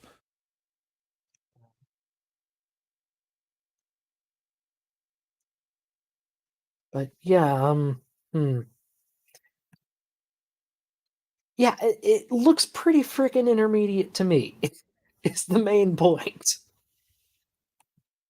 Australopithecus species that was relatively more complete than Lucy's, very, very chimp-like. And so even the evolutionists have agreed, and this is an article.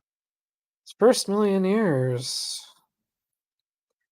Okay, so there has since Australopithecus is just wow, I can talk tonight.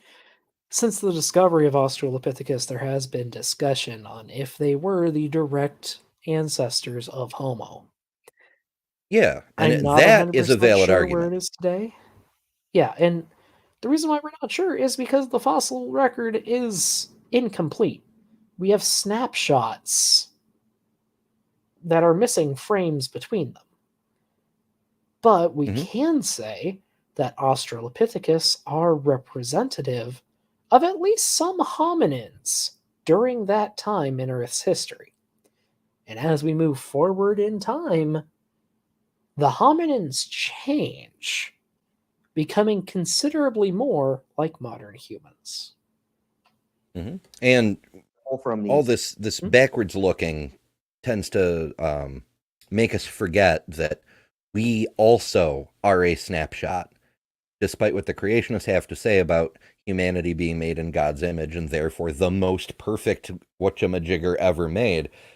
We're still evolving, and what we will be as far in the future as Australopithecus is in the past, we can only imagine. And I'm interested to see how humanity ends up, assuming it doesn't go extinct within the next few centuries. Well, there is that. It's like humans have completely changed the selective pressures from in the past. Now it's not so much about surviving. Surviving's relatively easy. Well, It's about, well, relatively easy. Like, I don't know. 3/4 of all babies aren't dying before the age of 5. Oh, yeah, no question that mortality is way down, but you know, I was in scouts when I was a kid, and trapping animals for food or finding, you know, wild plants you can eat. Of course, the cultivated human modified versions are much tastier and much more nutritious, but hunting and gathering is a lot more reliable way to get food than capitalism. In some situations, yeah, sadly. But gotta work at the environment you live in, which does suck sometimes. from Albert Montague, and he says this: the skull form of all Australopithecines is extremely ape-like. The Australopithecines show too many specialized and ape-like characteristics to be either. Features indicate that the hand of A. africanus was well adapted to powerful hand use, as in hammering, striking, chopping, scraping, and gouging actions, as well as for throwing and climbing activities. Oh, it's intermediate! What? Oh, So is we there an don't want to fight them. Animaniacs type song for all the modern human ancestors? You'd have to go back pretty far to have enough, because Animaniac songs, like, even if you just want to go with like a short one, like the 50 states, like they had to incorporate the states and the capitals and a lot of other words to get an actual song out of it. And like the one about the countries of the world still had like 1 to 200 countries.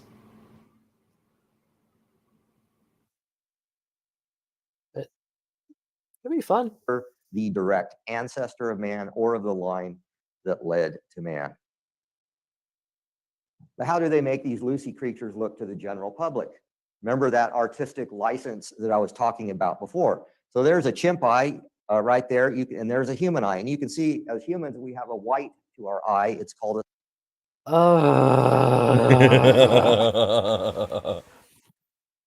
Get the frickin' references.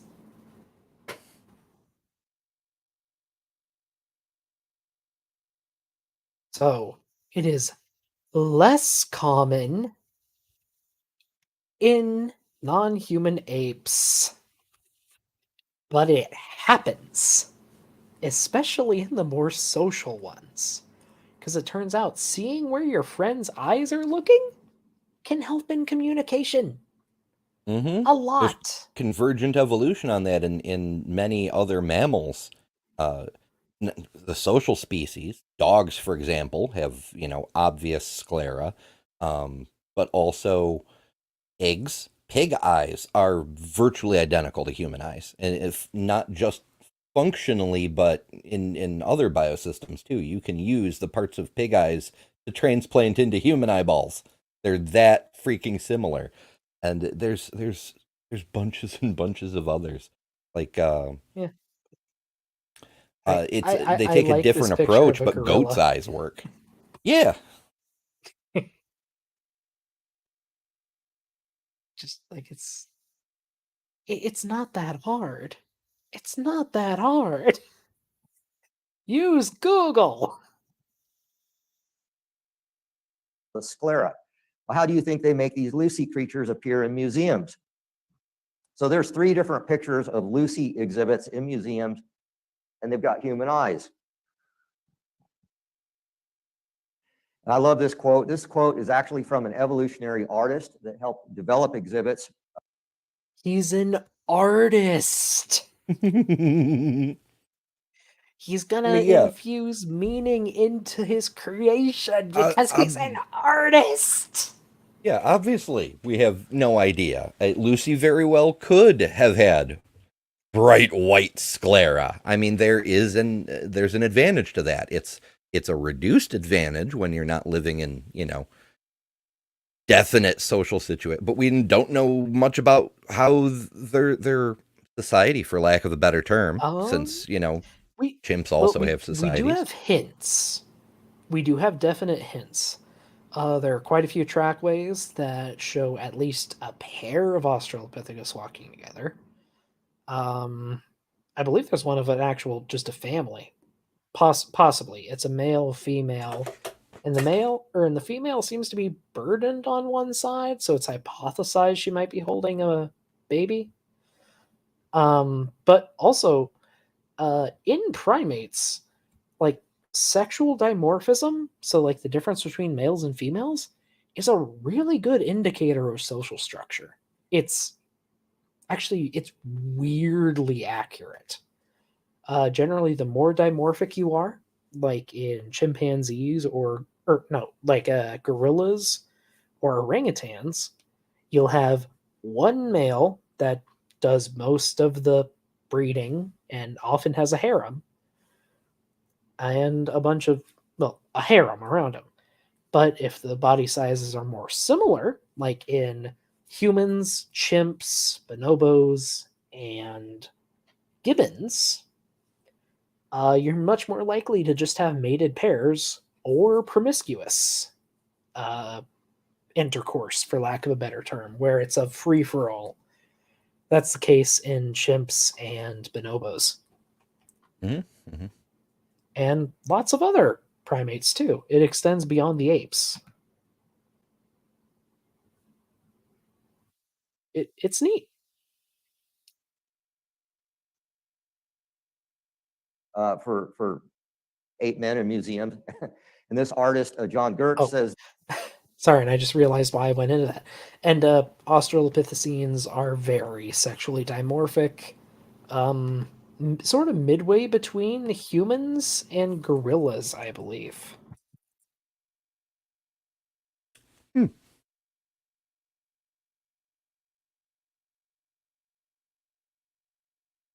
Like, right. Here's an image I like from a paper about these differences. Like, you can see Lucy here versus Kadanumu, who is a male. And, like, he's huge compared to her.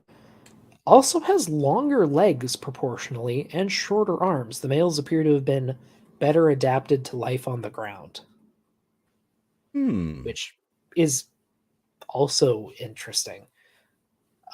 And I believe this is also true in Paranthropus, which is the sort of sister genus to Australopithecus.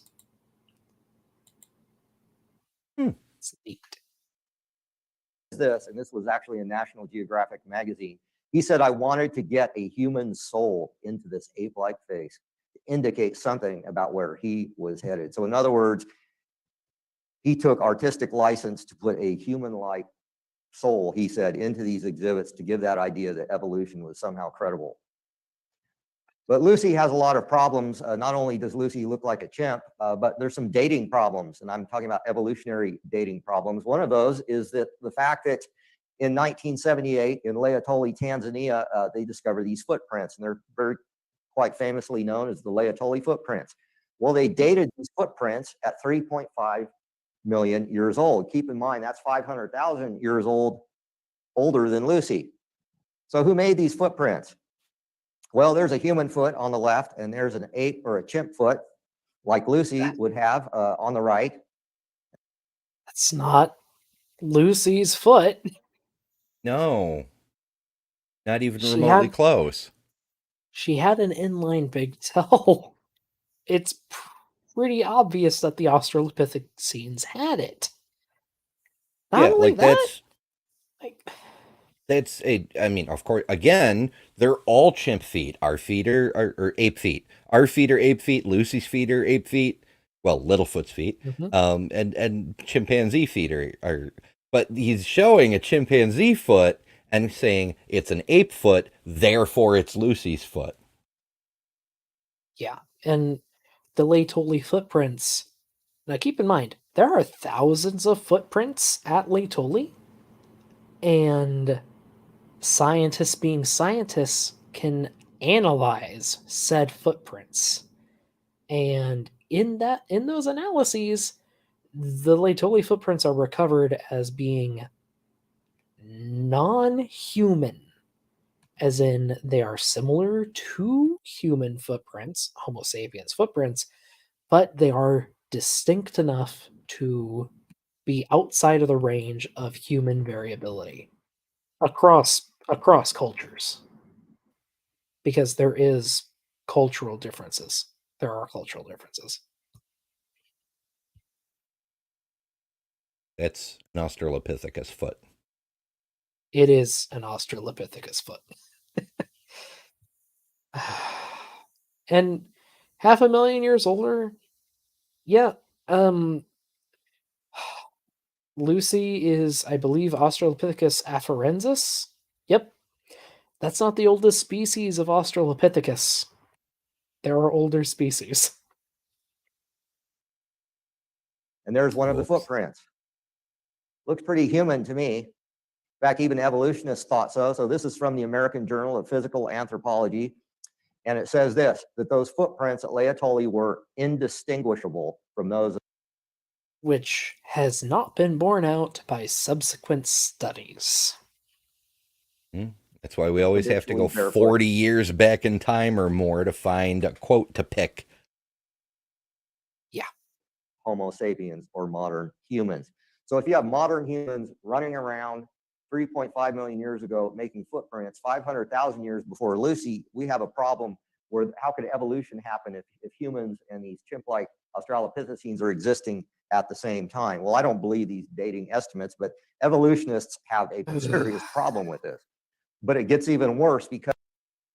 Okay, there is overlap between...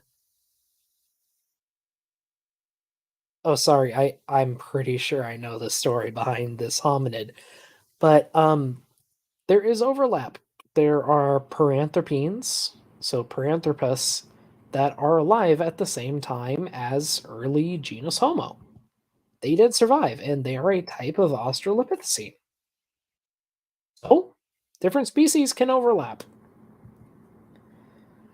And Olduvai hominid 1.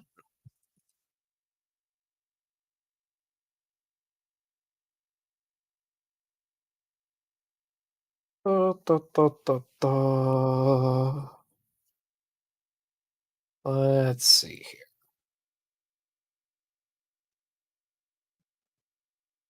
One.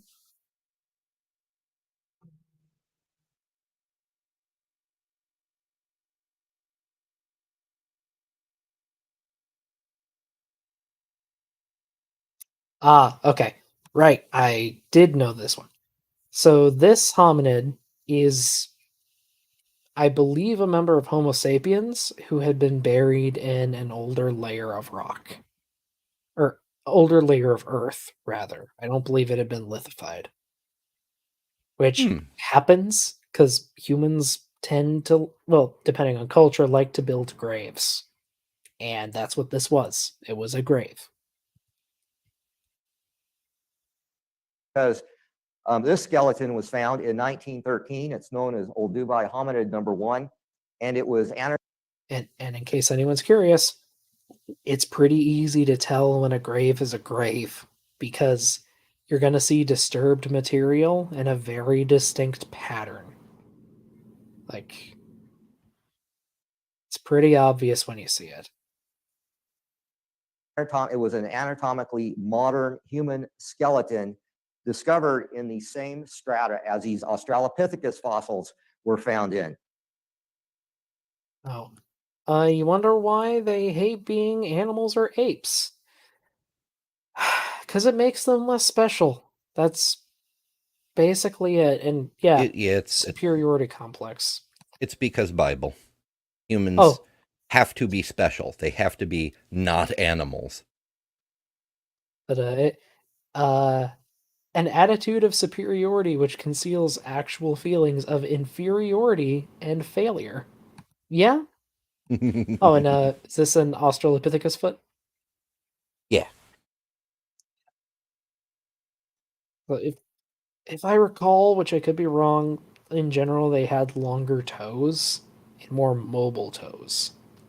Though humans being humans, there is variation in that. But for there are sure. actual structural differences. Yeah, like the arch is much reduced compared to humans, for example. Yeah, they're much more flat-footed, I believe. And in fact, let me. Okay, the Australopithecus don't start oh no, this is going into the present.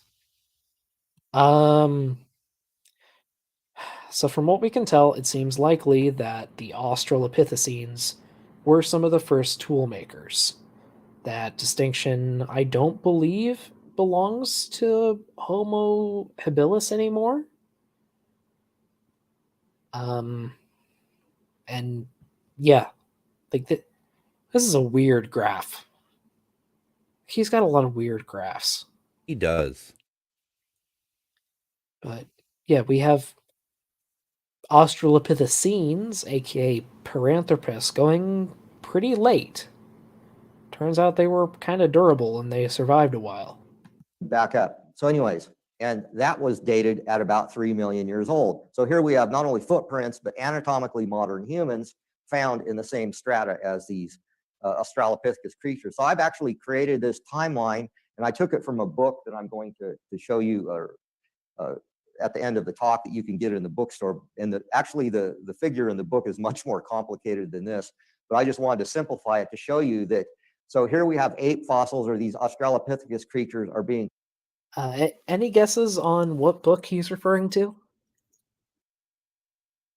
The Bible? No, it's a different book.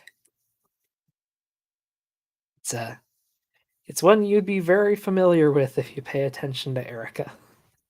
Found about 1 million to 4 million years ago, according to evolutionary dating. But the problem is that we have human bones, human tools, artifacts, and footprints going back to 5 million years. So how can any evolution be happening if we have humans actually pre-existing before these so-called ape-like Australopithecus creatures? And this is all using the evolutionists' own time scale and dating scheme. Well, let's talk about Neanderthals because they're popular these days. They're always in the news, seems like. So on the left there, we would have a modern human skeleton, and then on the right, there would be a Neanderthal skull, or I'm sorry, not skeleton, but skull. So Neanderthals tended to have bigger skulls, sloping foreheads, a pronounced brow ridge. But are they really different from modern humans? So this is a quote from Eric Trinkus, and yes, you just identified they among are. the Neanderthals from natural history. Yeah. Like they're obviously very different from Homo sapiens, you know? But it just But Ugh. but also though, 1978. Hey, it's that Eric Trinkus guy again. Okay, Neanderthals were extremely similar to modern Homo sapiens and appear to have been very similar in terms of mental capacity and physical capabilities. That said, there are substantial differences between modern humans and Homo neanderthalensis. Yeah. Like, a Like lot of differences. there's substantial differences between members of Homo sapiens. Like, so I've met people who are under 5 feet tall, and I've met people who are over 7 feet tall, and I've met people who are, relatively thinly built, and I've met people who are just freaking, brick walls of muscle. But their bones all pretty much look the same, just adjust for size. Neanderthal bones, not the same. No. Among many, just so many differences. Like, they're not the same at all. Street. And he said detailed comparisons of Neanderthal skeletal remains with those of modern humans have shown that there is nothing in Neanderthal anatomy that conclusively indicates locomotor, manipulative, intellectual, or linguistic abilities inferior to those of modern humans. In other words, basically Neanderthals were just a people group of humans. And so now we see these images on the internet. No. They were just human because they were human. Homo sapiens is just the only surviving human group. Like, I don't think he's entirely wrong in what he said there, but he said it in a deceptive way, if that makes sense. Right. The quote was technically correct, but then he spun it in a way that was not justified by what was said. Like, well, okay, it's correct as far as it goes. Like, how can you determine another hominid's linguistic ability from its skeleton? So there was a lot of projection. It's true that you can't determine that, or how did the quote phrase it? You can't say from the skeletal remains that there's a substantial difference in our linguistic abilities. There's nothing conclusive in their anatomy that indicates that their linguistic ability was inferior. But yeah, there wouldn't be, would there? You need more than bones for that. With linguistics, you can get a bit because Homo sapien, well, things that make noises, the noises they make are really closely tied to the structure of their hyoid bone, the bone in your neck that your voice box attaches to, and important muscles in your tongue as well that humans use to create speech. They can give a pretty decent indicator, and based on the Neanderthal hyoid, we know that they should have been able to speak, but their voices would have been much higher pitched than most modern humans. Well, that's unexpected. And especially with the big nose, they might have been pretty nasally too. So I guess kind of like a New Yorker, maybe. Or Hey. Boston.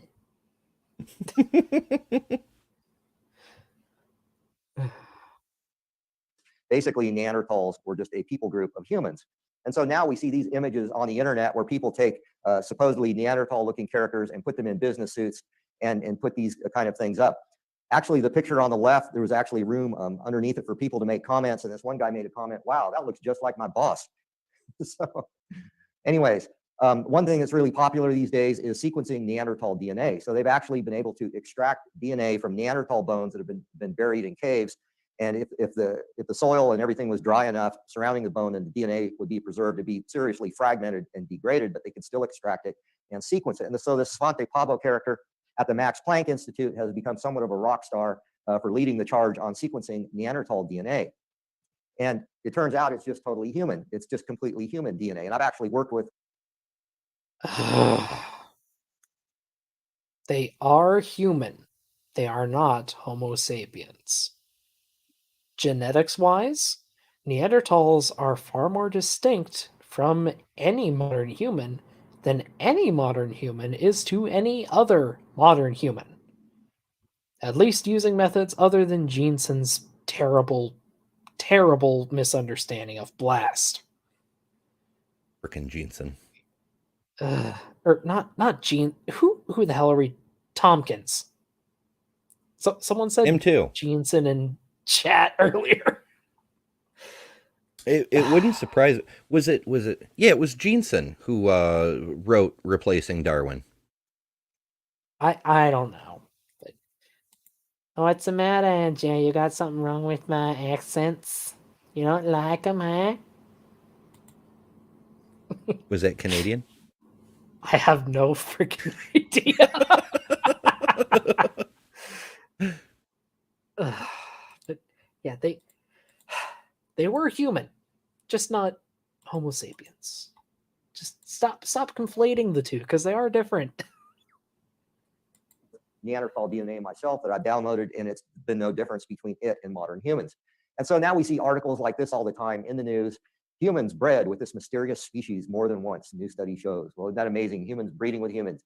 Your Neanderthal DNA might actually be doing you some good. It's about Denisovians, you dipshit. Yeah, you're right. It's about Denisovans.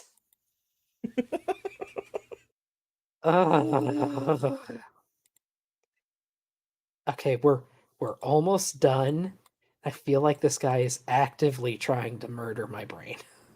Have bigger brains than modern humans, or had bigger brains than modern humans. Actually, there have been some scientists that have suggested we need to clone Neanderthal brain genes and stick them Worse in our DNA than to make our Amy's brains bigger. show the other day. Ancient humans may have been mothers to some Neanderthals earlier than we thought. So there's literally stuff like this coming out in the news almost on a weekly basis now, because now that this entire industry in academia has developed around sequencing ancient DNA, and much of it has to do with Neanderthals. Well, the fact of the matter is Neanderthal DNA falls in there in the same range of variation as modern humans. So Neanderthals were nothing more. No. If I recall, Neanderthal DNA is up to 99.7% identical to modern human. But any modern humans from anywhere in the world are going to be at least 99.9% identical. Many of them much more so. And yes, the show with the after show with Jen and Duvid, I think the guy's name was. Yeah. I missed that one because I was, busy elsewhere. But I don't know. I miss hanging out with Amy and the interesting folks who sometimes drop by. But on the flip side, while Jen is often a trip, the little bit I caught at the end with that Duvid fellow, I was like, I don't know about this guy. Yeah, they actually got me to scream. Like, this dude was trying to tell me shit about my own field. And all I could say was, no, that's not how the field works. Shut up. Actually, my my ancient maple leaf here is a remembrance from my first debate against Jen and T-Rock. Well, he said that paleontology requires religion or like faith. Like the study of paleontology requires faith. His justification was that sometimes people like preachers talk about paleontology. Thus, the field requires it. I mean, I've heard preachers say that Literally anything requires faith. Oh well, you're taking the word of other humans. That requires more faith than believing the Bible because that's God's word and yada yada yada. Like I think I've talked about before. If I get frustrated enough, like I'll burst a blood vessel in my eye. I can tell I was close. I can tell I was very close with that discussion. It was painful.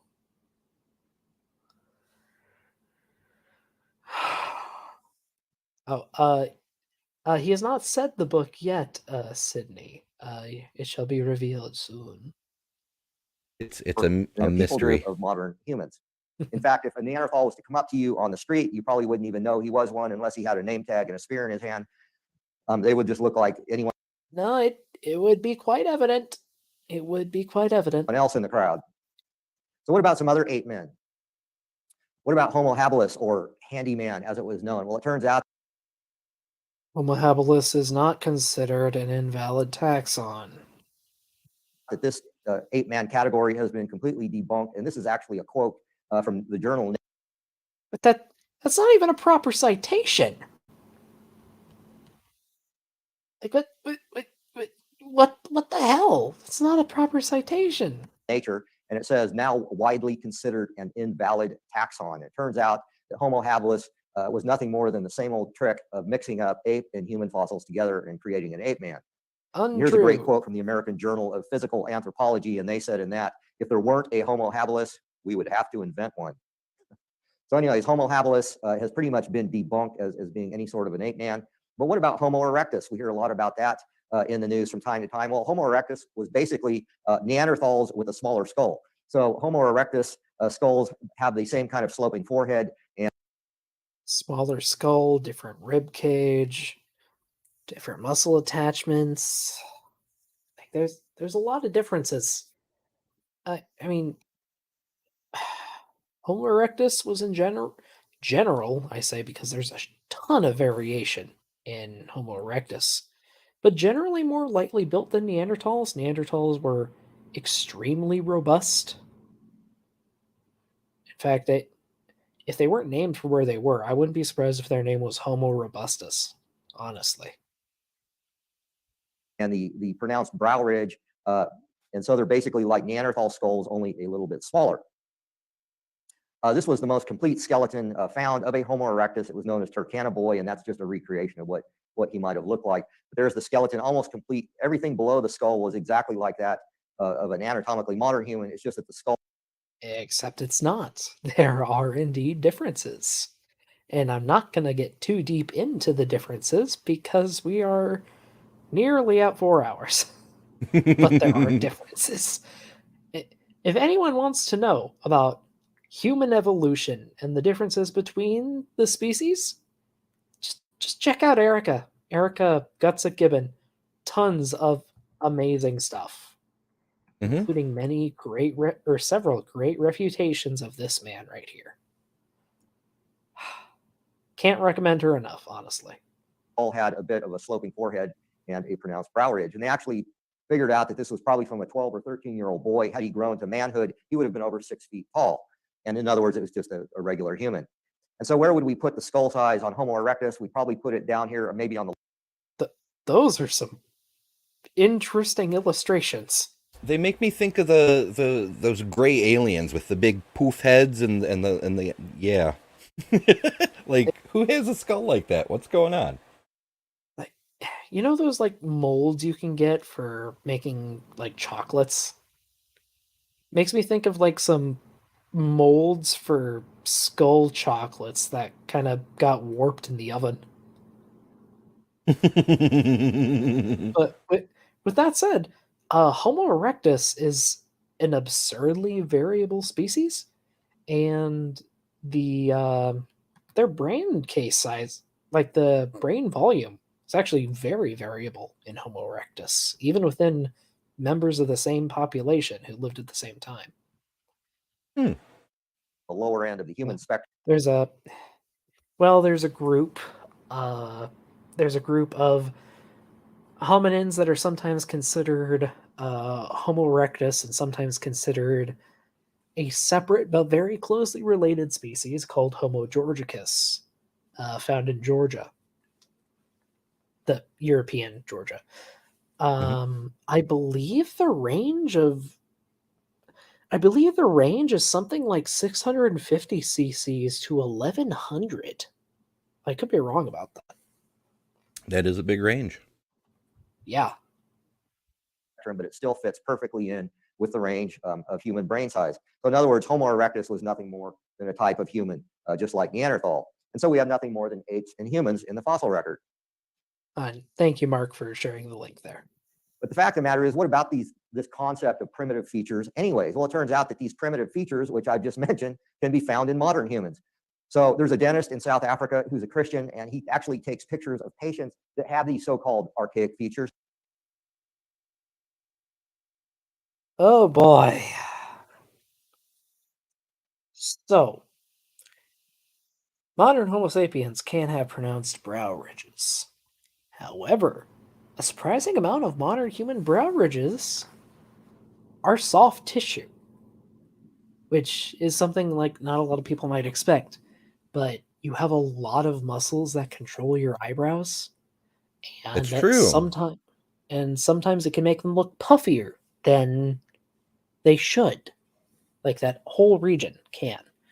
If you look at the skull, there is a massive difference between any living human and Neanderthals.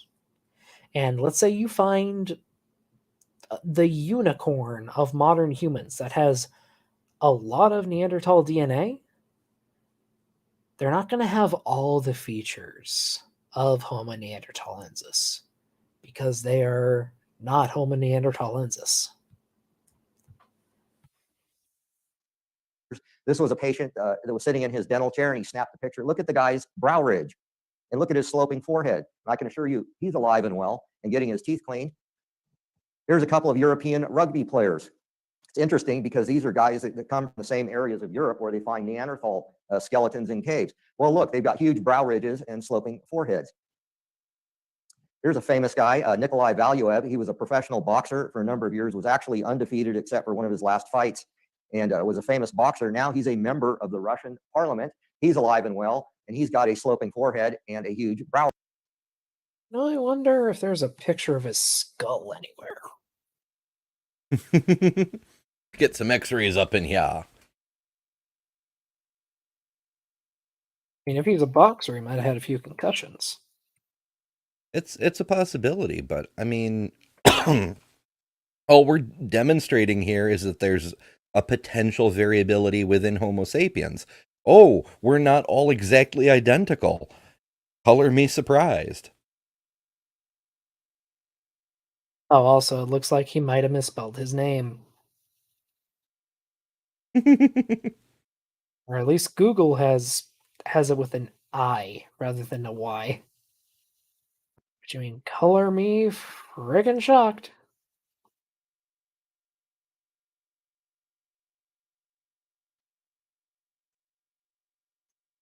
I'm not finding any pictures, but you know, even if he has a brow ridge that is somewhat like a Neanderthal's, he doesn't have any of the other features that you would see in a Neanderthal. Yeah, like there's distinctive features. I mean, there's the possibility of individual traits being throwback. I mean, there's so much variation. Like, you know, I've got a frickin' double jointed pinky. People have different traits. Sometimes you get throwbacks or throw forwards or throw sidewayses, and it's only with one specific trait. And it's like just looking at his nose, which is not a it's all our noses are different, but the way it curves in and then out, you don't see a lot. So I wonder if he's got a suite of anomalous skull characteristics. I mean, he could have also broken his nose a few times being a boxer. Well, yeah, there's that too. Yeah, hey, injury can cause things. Coleridge. And so these traits that are so-called archaic or represent, archaic humans are still with us today. So I know now all of you are going to go to the mall and look at people's foreheads, right? And see if we have any Neanderthals running around. Well, there's just a lot of variation in humans. So here's a couple of physicists. One's very tall, one's very short. They're both professors at universities in physics. There's a couple of tennis players, almost a 1.5 foot difference between the two. That particular match actually went to several tie breaks, so they were pretty evenly matched. And there's just a lot of variation in humans. It's not evolution, it's variation. And so basically, there's 3 ways to make an ape man. Number 1, you can combine ape and human fossils together and declare them to be one individual. Variation is kind of key to evolution. We need to have differences for natural selection to have something to get its hooks into, you know? Well, see, variation is just caused by the fall. So, there. Or a transitional form. Number 2, you can upgrade fossil apes and claim they're ape men. Number 3, you can downgrade fossil humans and claim they're ape men. The fact of the matter is, there aren't any ape men. There's just downgrade. So we have an excellent book. Sanford, of course. Yep, of course it would be Contested Bones. I'm clearly getting sleepy. That one was... Yeah. Yeah, for anyone who placed their bets on this book, congrats. Help, I'm suffering. Send help, please. Or a shotgun. Bookstore. It's called Contested Bones, and it goes into excruciating detail on every single category of ape men that's been presented to the general public. It's very detailed, and it's an excellent book. I would highly recommend getting that.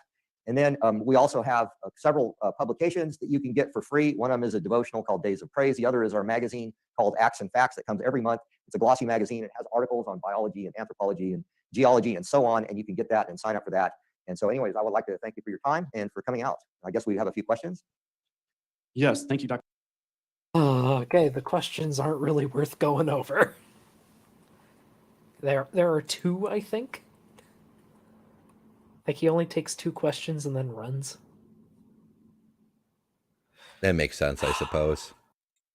But at any rate, thank you for joining, Ember. And thank you, Beamsy, as well, though I don't know if Beamsy is still around. He's been quiet for like an hour. Yeah, I suspect the gremlins may have gotten Beamsy, because Contested Bones at least would have gotten a groan out of him. Thank you to Maya and Buddy as well for joining. I think we had Jester for a minute too. Hope everyone had fun. Hope everyone had or is having a good night or day or whatever time. I'm going to, I think I'm gonna have a snack and go to bed because I got work in the morning. You have anything fun coming up, Ember? Doing a regular show tomorrow. I got to do, a little science show to lead in over here. And that was wicked fun. I don't get to do science often enough, and I'd been building up. So I got to do things on planets and space stuff. But tomorrow's a regular live show. I've got 3 main stories: J. Warner Wallace, Mike Winger, and somebody named Pastor John to cover, and then the after show open room afterwards. So yeah. Oh, that sounds fun. And just I guess, how long are you gonna be?